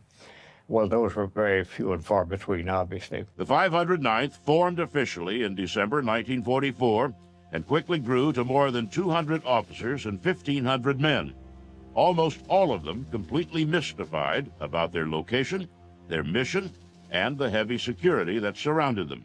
Whoever chose Tibbets chose well. Tibbets is a remarkable leader. You discover this instantly if you talk to the people that he led during World War II. He is a remarkable organizer. He is a leader, an organizer, an airman. He has just many personal qualities that I think just kind of stand out. Tibbets asked for and got 15 brand new B-29s, stripped of armament and armor, modified with fast-opening bomb bay doors, equipped to carry a single 10,000-pound bomb. Now, the way I worked it in the States was easy, keeping it flying over the West where there's nothing. But I wanted them to get over water training, and I arranged to get Batista Field in Havana, Cuba, where I could send 3 airplanes at a time down there, let them stay there for a couple of weeks. They flew over water at night, they flew over water in the daytime. They had to use the sun, both all the daylight flights, they had to use the stars on the night flights. And they got very good at what they were doing. The 509th started moving to the Pacific island of Tinian in the spring of 1945. Tinian was the American air base closest to Japan, and the 509th set up its operations separate from everyone else on the island. The special training the crews received, it was primarily to increase accuracy, and then they also had to know that they could not use the normal technique for bombing. Normally, you fly straight and level over a target, you drop your weapons, and they fall below the aircraft, and they fall basically under the aircraft until they hit the ground. You could not do that with an atomic weapon because the blast will come straight up the mushroom clouds we're familiar with. So they had to develop a new technique, and the crews had to be prepared for this, which once the weapon was dropped, the plane would immediately make a sharp turn and dive away so they would be out of the blast range. Along with his pilots and mechanics, there was a group of nuclear technicians who would assemble the bomb. President Truman was at the Potsdam Conference when he was informed that the first test of a working nuclear device was a success. The explosion, far from population centers in the New Mexico desert, was like nothing the world had ever seen. On the way back from the conference, Truman gave the order to go forward with the atomic bombing of Japan. At 2 o'clock in the morning, August 6, 1945, Tibbets' plane, the Enola Gay, began its long roll down the runway on Tinian. Once in the air, the technicians aboard finished the final assembly of the bomb, which was nicknamed Little Boy. The flight was uneventful. Japanese radar detected the Enola Gay and its escort just after dawn and broadcast an alert. At 8:16, the Enola Gay's bombardier released Little Boy over the center of Hiroshima. No regrets, whatever. I've never lost a night's sleep. I've never lost 15 minutes sleep. This was war. I didn't carry the war with me. I didn't start the war. I had a job to do during wartime, and nothing personal entered into that. I was going to do what I was told to do. Tibbets put the plane into a steep dive to gain speed, swung back in the direction he had come from.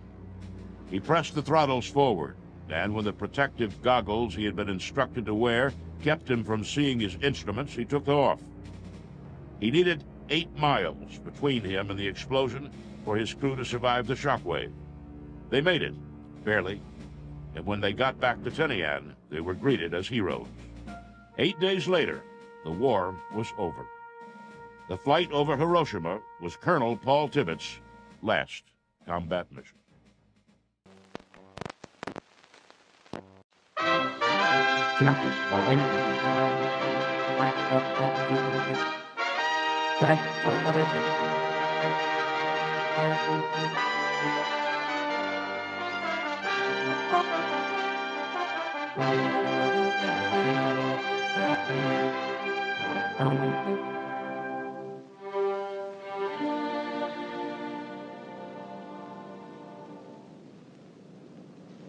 This is it.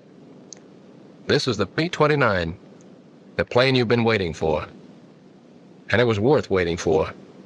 It's the biggest, fastest, mightiest heavy bomber in the world. It can travel farther and higher than anything else on wings. It has a pressurized cabin, permitting high-altitude flight without oxygen masks. It has 5 remotely controlled, electrically driven turrets, each carrying twin 50s, with a 20mm cannon added to the turret in the tail. Yes, the B-29 is everything you've been promised. And the pilot who flies one has an enviable job. Important, glamorous, and tough. Here's a B-29 pilot. He's measuring the distance between pin centers on the left landing gear. This part of the job isn't so glamorous. But it's the pilot's responsibility to make sure that everything on this biggest bomber in the world works properly. If you were a B-29 pilot, here's exactly what you'd have to do before an operational flight. Check the nose wheel. See that the tires are inflated to 45 to 50 pounds per square inch. While measuring the pressure, look over the tires for general condition also. Watch out especially for cuts or signs of serious wear. One of the ground crew will replace the dust covers, but you're still responsible for his work. After you've measured the pressure in both tires, give the gear a visual check. The strut should be clean, with a clearance between pin centers of 10 inches. And the shimmy damper must be full. That's important. Make sure the rod is almost up to the notch in the gauge on the shimmy damper reservoir. Now you can look over the engine cowlings on your way to the other main landing wheel. This gets the same inspection you've already given its mate. The co-pilot ducks into the wheel well to inspect the equipment there, while you work on the wheels. Measure tire pressures again. On these tires, the pressure should be between 75 and 85 pounds per square inch. Inside the wheel well, the co-pilot examines the wires, connections, and switches. He makes sure all the cannon plugs are on tight, paying particular attention to the plugs on this motor, which opens and closes the nacelle doors, and also to the plugs of the normal and emergency landing gear motors. Then he turns around to examine his side of the strut. he looks it over and inspects the brake lines, making sure that the hose is not chafing and no fluid is leaking. Meanwhile, you are checking the clearance between pin centers again. 13 1/4 inches. Right. Now, are the wheel chocks in place? One behind the inboard tire and one in front of the outboard tire, just as it should be. Next, check the cowlings, inspection doors, and inspection plates. You've already examined some of them, but you must be sure all of them are okay. The other members of the crew help you out with these inspections. Here, for example, a gunner tests the fastening of the top cowling. But you'll have to check the security of the other coverings, and there are a lot of them all over this ship. While you're walking along, you can examine the wing seams. Fluid leaking from them means trouble. Now to check the ailerons and trim tabs. All control surfaces and all trim tabs must be inspected. Test the tabs for excessive hinge play by shaking them, and see that the gas tank caps are tightened. If there were extra fuel tanks in the bomb bays, their connections would have to be examined. But now the pilot and the co-pilot continue their tour around the plane. They have a lot to check. Hatches, windows, control surfaces, trim tabs, inspection plates, and doors. But the pilot and co-pilot aren't the only crew members with inspections to make. The gunners, for example, besides helping the pilot check the airplane, must also be sure the guns and gun cameras will work properly. They must inspect all 5 turrets in the same way they're now examining this lower rear turret. After they have the dome and gun cover removed, they see that the ammunition moves freely in the chutes and is correctly loaded. The guns just don't fire with the cartridges in backwards. They also check the safety wiring on the gun mounting bolts, up in there. Then the gun charging switches are put on reset. That conserves the CO2 pressure, which automatically charges the guns. Finally, the gun camera is inspected. Enough film, speed set at 16 frames per second, lens adjusted to the brightness of the day, and the interval control put at the desired number of seconds and turned on. And this turret is all right. The dome and gun cover can be replaced. The tail turret is checked by the tail gunner, but again the pilot is responsible. If the guns fail, he gets the blame. So he watches the tail gunner as the Shatterall feed mechanism is inspected. Now the other gunners only have to lock the latches. Elevation latch locked. Azimuth latch locked. The doors are shut and fastened, and the gunners can go to another turret. And there's still more work to be done. Each engine must be pulled through 15 blades, with only 2 men per blade. The engineer takes care of that. He sits at his position, making sure that all switches are off, while the 4 engines are pulled through. And now the co-pilot puts on his clothing and collects his equipment before joining the rest of the crew for inspection. Notice that the crew members wear fatigues while making their inspections, and change into flight clothing only when they are ready to enter the plane. The examination of the exterior of the airplane is completed, so the crew can fall in for the check of their personal equipment. That's the last item of the before entering the airplane part of the procedure, and it's strictly the pilot's job. Your job. You are responsible for the men as well as the plane. If they fail, you're at fault. Each crew member must have his electrically heated flying clothing, parachute, oxygen mask, knife, a quart of water, and Mae West. Steel helmets and flak vests are already inside the ship at the positions. Apparently these men are completely equipped. But don't think they only have to climb into the ship and fly away. There's a lot yet to be done. Let's go along with the pilot again and see what he has to do to take a B-29 into the air. He climbs in through the hatch in the nose wheel well. That entrance is also used by the co-pilot, engineer, navigator, radio operator, and bombardier. There's work for every man before the engines are started, during engine starting and warm-up, before takeoff, after takeoff, and then a whole list of additional things to do before landing again. As soon as the radio operator gets in, he climbs back to close the pressure door between the forward compartment and the forward bomb bay. The bombardier is the last one in, so he closes the hatch. The gunners close the pressure doors in their compartment. They also open the cabin pressure valves, which will now automatically maintain the cabin pressure at the desired level. 3 compartments in the plane the pilot's compartment, the gun control compartment, and the tail gunner's compartment are sealed off from the rest of the fuselage and supplied with this compressed air. The cabin pressurizer keeps 8,000 feet altitude inside the plane until the outside is at 30,000 feet. If the plane gets higher than 30,000 feet, the pressure inside drops off gradually, but it is always 13.4 inches of mercury more than the outside pressure. But let's get back to flight procedure. The gunners take care of the other pressure door in their compartment. But what about the pilot? That's you. You already have your chute fastened, your Mae West on, and the seat adjusted. So you put your throat microphone and earphones on. If you put the mic on first, you won't get so badly tangled in the wires. Don't forget to plug in your disconnector cord. Now to start work. Ask the engineer for Forms 1, 1A, and 01-1-40 and look them over. Be sure that everything on Forms 1 and 1A has been checked. Pay particular attention to the list of defective equipment. If anything vital is out of order, it must be fixed before taking off. The weight and balance computation is in Form 01-1-40. That's important. Make sure it's correct. When you've examined all the forms and signed them, you can give them back to the engineer and tell him to start the putt-putt. You have to turn on the emergency ignition switch. The tail gunner looks after the putt-putt, starting and stopping it on orders from the engineer. But now, you set the jackbox selector switch to command and turn on the proper command receiver and the command transmitter. This puts you in communication with the control tower. Now examine your own equipment. Look over your oxygen mask and make sure your portable oxygen bottle is fully charged. Then try out the cockpit lights. To test the ultraviolet lamps, turn on the switches and twist the shutter. You should then be able to see the light. By turning the shutter back, you can control the amount of ultraviolet light emitted.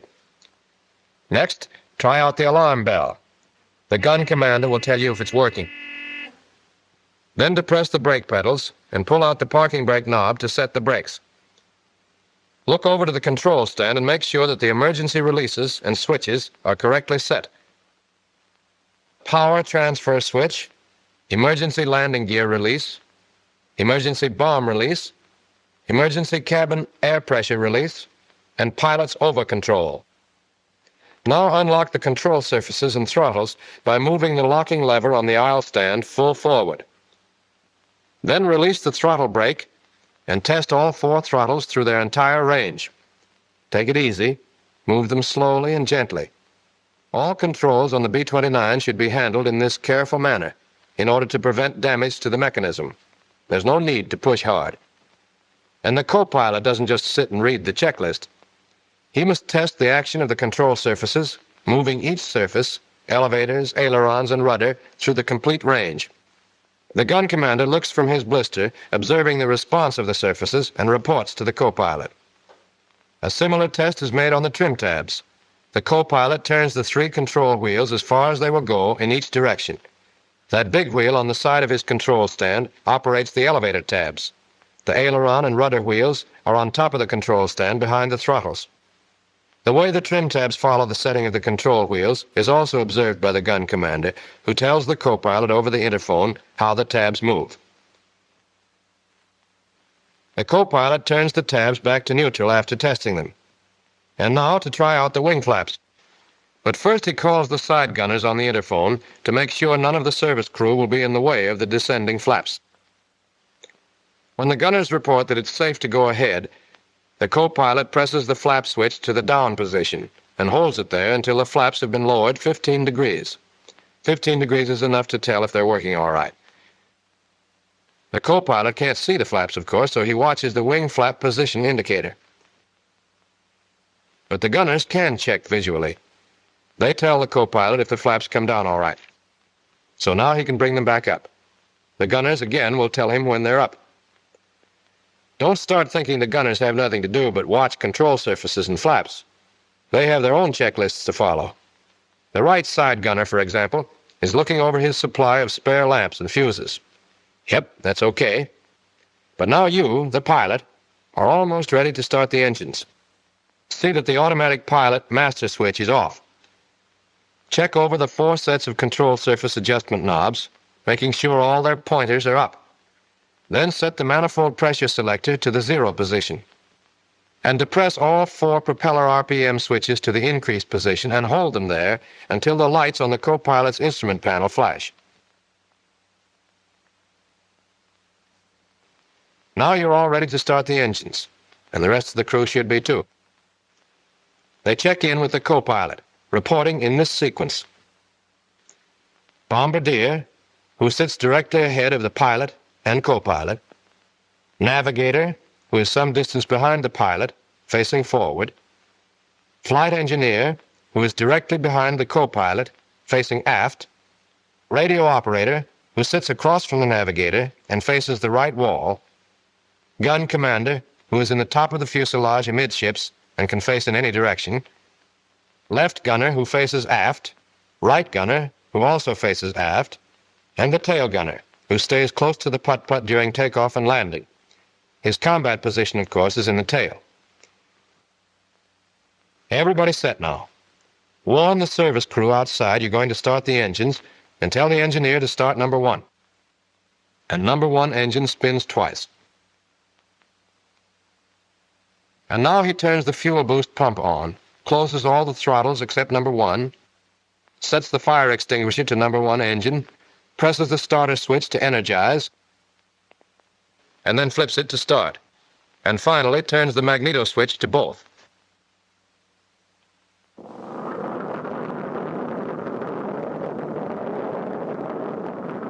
You have to push the throttle to 1200 RPM and signal for number 2.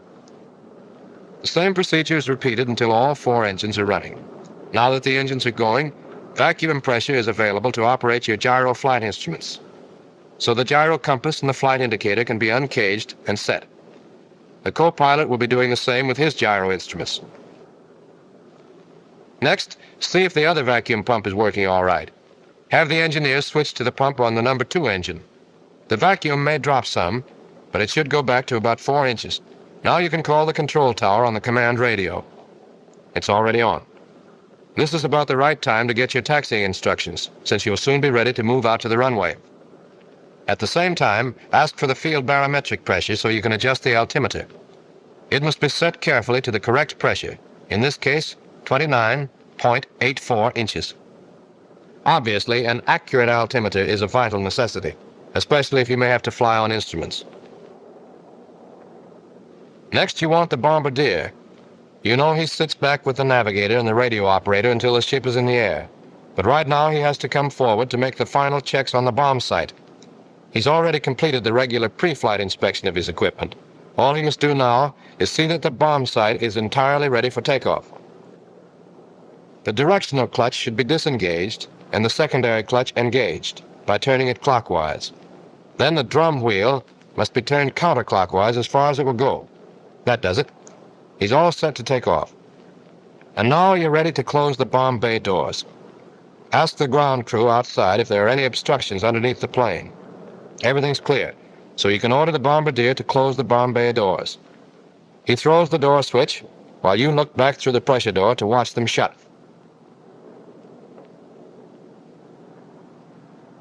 The rear bomb bay door is looked after by one of the gunners, who will tell you when it's closed. When both doors are shut, the bombardier can go back to his takeoff position in the rear of the compartment. And you're almost ready to taxi, but you better make one last check of the turret warning lights. Uh-oh, that lower rear turret light is on.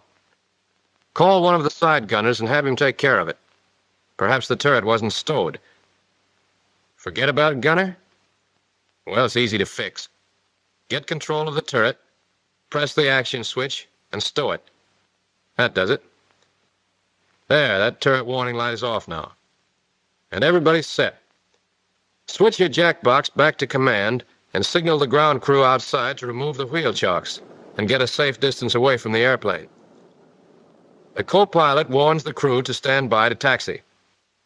And you can release the brakes and move the ship out to the runway.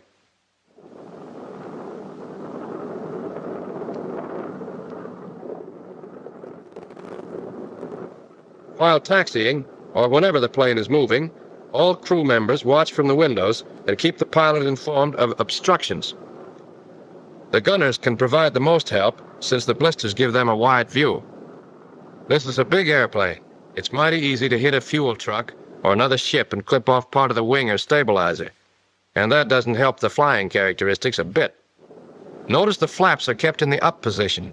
If you taxi with them down, the undersurfaces are likely to be damaged by pebbles blown back by the propellers.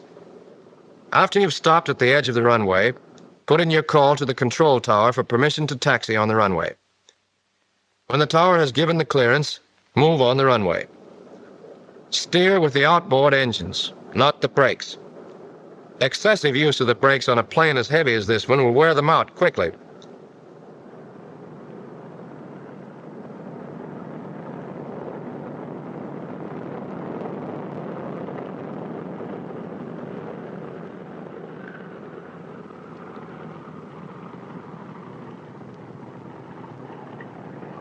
As the ship is turned around at the far end of the runway, notice again how the engines are used for steering.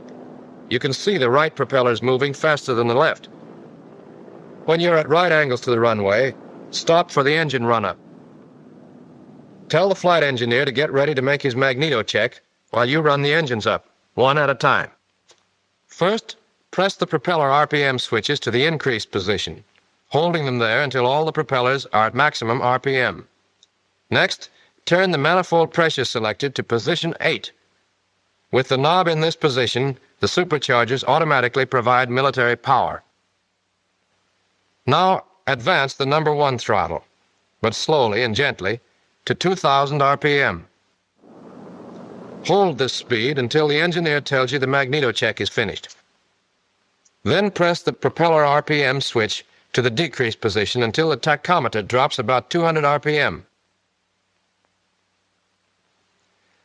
Now flip the switch to the increased position and hold it there until the light on the co-pilot's instrument panel flashes, and then push the throttle to full open.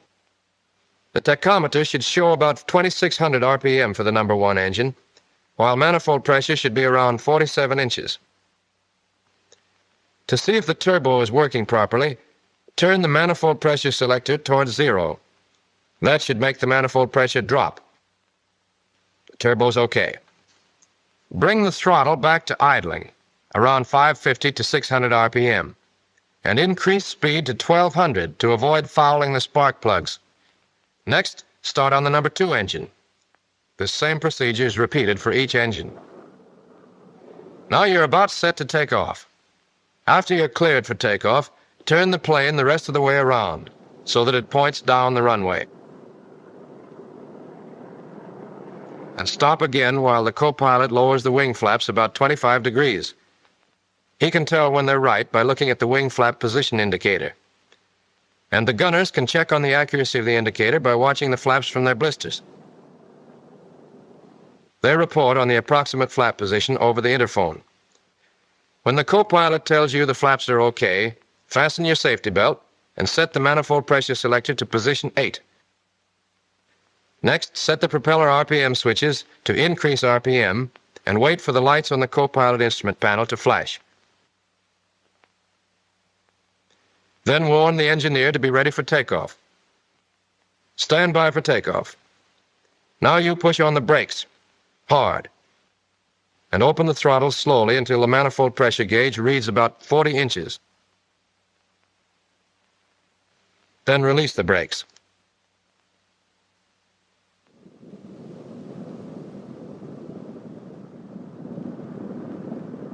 As you gather speed, slowly advance the throttles to full power and set the throttle brake. Manifold pressure should go up to 47 or 47.5 inches.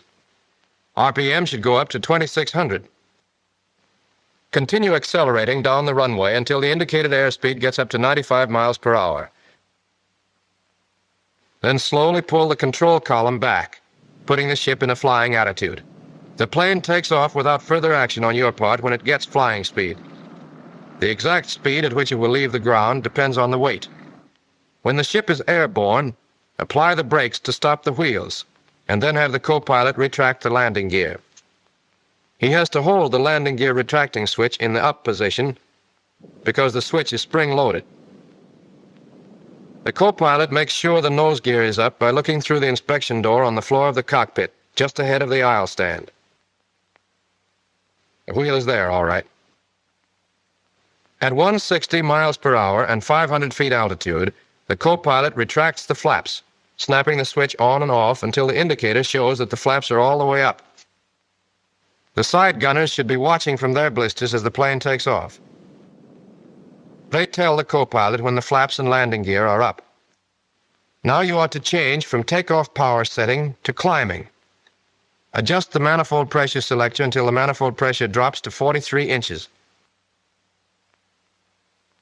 And decrease propeller RPM to bring the tachometers to 2400. You can order the engineer to have the putt-putt turned off now, and tell the bombardier to come forward and take his combat position in the nose of the ship. If this is an operational flight and enemy opposition is expected, have the men put on their flak vests. These vests are made of small overlapping links of tough steel sewn inside canvas. Quilting on the inside of the canvas provides further protection and also cushions the shock of impact. Above 10,000 feet, oxygen masks must be worn by one man in each compartment. When you reach the desired altitude, level off and tell the engineer to set up cruising conditions. First, you move the throttles back to about 65% of full power. Individual manipulation of the throttles may be necessary to keep each engine at the same manifold pressure. Now you adjust the propellers and manifold pressure, so turn the controls over to the co-pilot. Start with the props. Press the propeller RPM switches to decrease and bring all 4 propellers to 2000 RPM. Then turn the manifold pressure selector down until the manifold pressure drops to 30 inches. The needles should stay together in this case. There you are, 30 inches. Considerable juggling of throttles, propellers, and supercharger may be necessary before you get it just right, but that's how you get a B-29 into the air. It's a big, heavy, and powerful airplane. Bigger, heavier, and more powerful than anything you've ever flown. For that reason, it must be handled gently and precisely. You must carefully follow the prescribed procedures. Even a super bomber is no good to the Army if it's in little busted-up pieces. But don't get jittery. The 29 is a sweet ship to handle. When it stalls, the nose drops so that the plane automatically recovers. There's no tendency to spin. Stalling speed varies quite a bit naturally depending on weight and other conditions, but generally it's between 84 and 135 miles per hour. When turning or executing any maneuver, take it easy. This is a big plane, remember, not a fighter. Yet fairly steep turns can be made safely. This 30-degree bank can also be done with full flaps. That's about the limit. And when evasive action is necessary, you have plenty of tricks to pull. Just watch this B-29.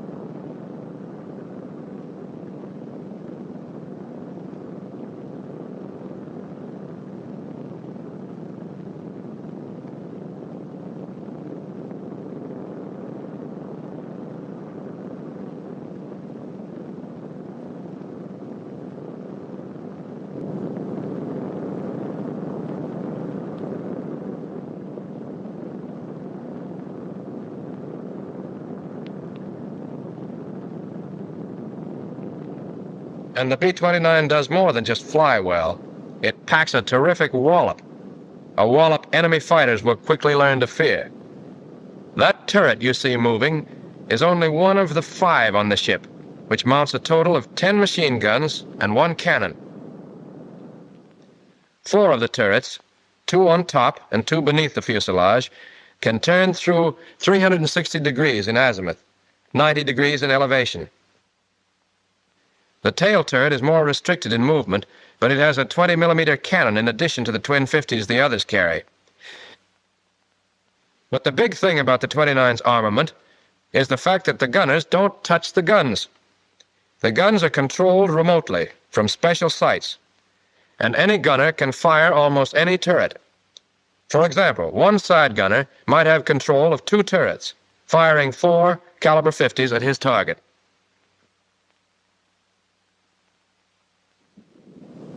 That's only the beginning of the story about guns, so let's get back to what a pilot has to do. Now you're ready to land. Since you've descended below 10,000 feet, remove your oxygen mask. Tell the co-pilot to take over control of the ship so that you can get out of your flak vest. The vest is easy to take off. Just pull on the cord and it drops away. This speed of removal becomes important if you ever have to bail out, since the vest is worn over the parachute and, well, you figure it out. If you've been riding with the automatic pilot, turn it off. You can't use it for landing, of course, or when taking off, flying turbulent weather, or setting trim tabs.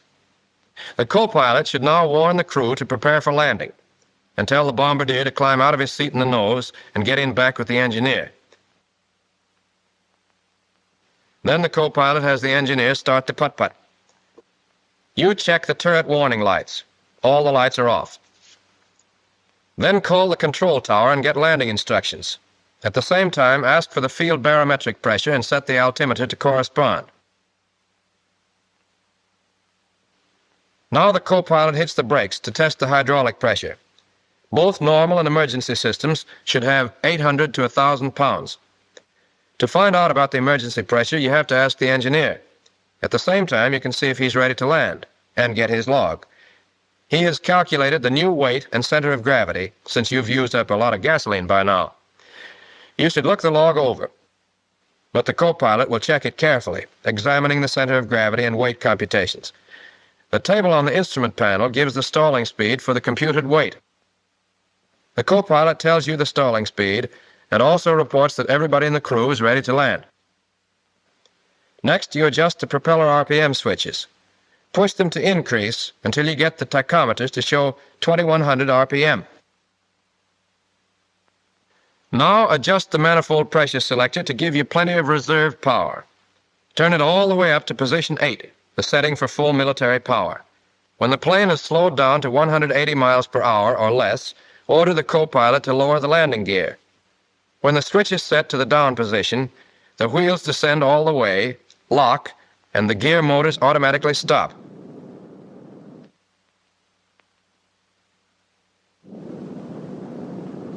When the left and right gear are down, the side gunners, who should now be watching the wheels and flaps, will report to the co-pilot. He himself can make sure the nose wheel has been lowered all the way by looking through the window in the floor of the cockpit. Next, the flaps should come down. If you've been in combat, the co-pilot should lower them first only 5 degrees. If they were damaged, lowering them all the way might rip them off the wing. The gunners can look them over and report on their condition. The flaps are all right, so the co-pilot can lower them 25 degrees. Notice that he snaps the switch on and off. That way, the flaps descend gradually, and a sudden change in the lift characteristics of the airplane is avoided.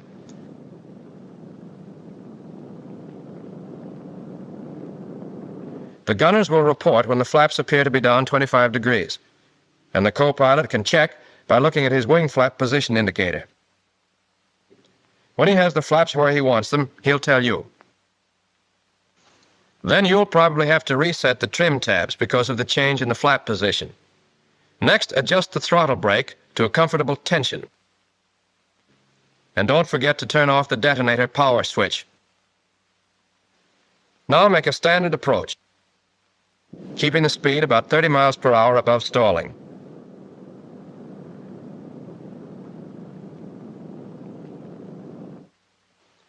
And, on the final approach, order the co-pilot to lower the flaps all the way.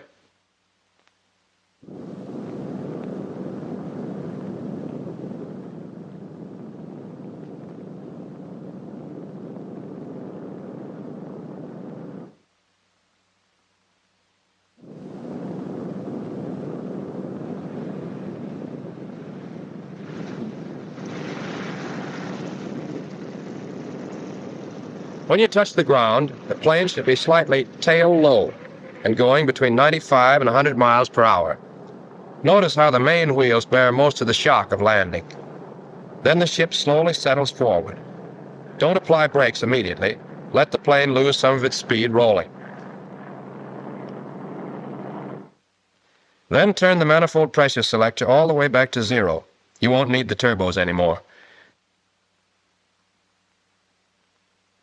And set the propellers at increase RPM. Raise the flaps now, while you're taxiing and have plenty of power. You're down now. You've followed your checklist step by step. But there are other checklists, the engineers, for example. So suppose we go back over that landing procedure and see how the engineer's checklist fits in with yours. 5 minutes before landing, the engineer tells the tail gunner to start the putt-putt. The ship enters the traffic pattern at a 45-degree angle to the downwind leg. Altitude is 2760, speed is 180. Here the co-pilot lowers the wheels. The mixture controls are set to auto-rich, and the cowl flaps open 15 degrees. At the end of the downwind leg, the speed should be about 140 or 150, and at least 3 generators must be on. The co-pilot lowers the flaps 15 degrees. After the pilot makes the procedure turn, the altitude should be 2260 feet. The co-pilot lowers the flaps to 25 degrees. The pilot sets the manifold pressure selector to position 8 and adjusts the propellers to 2100 RPM. Just before the final turn, the engineer checks the magnetos and turns the boost pumps on. Around the turn, on the final approach, speed should be at least 140, altitude 800 feet. Also, 6 generators should be on. Finally, the co-pilot lowers the flaps all the way and calls out airspeed and hydraulic pressure as the ship descends to the runway.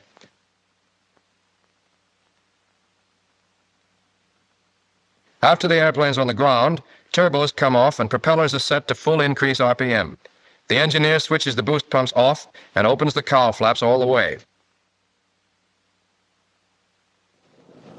All right, we're back where we were before.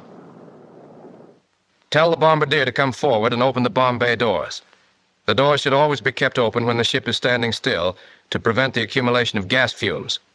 Next, turn off all the switches. Then you can get rid of some of your equipment that remains inside the ship and climb out for the after-flight inspection. Yes, you start with an inspection and finish with an inspection. If there was anything wrong, now is the time to find out about it. And now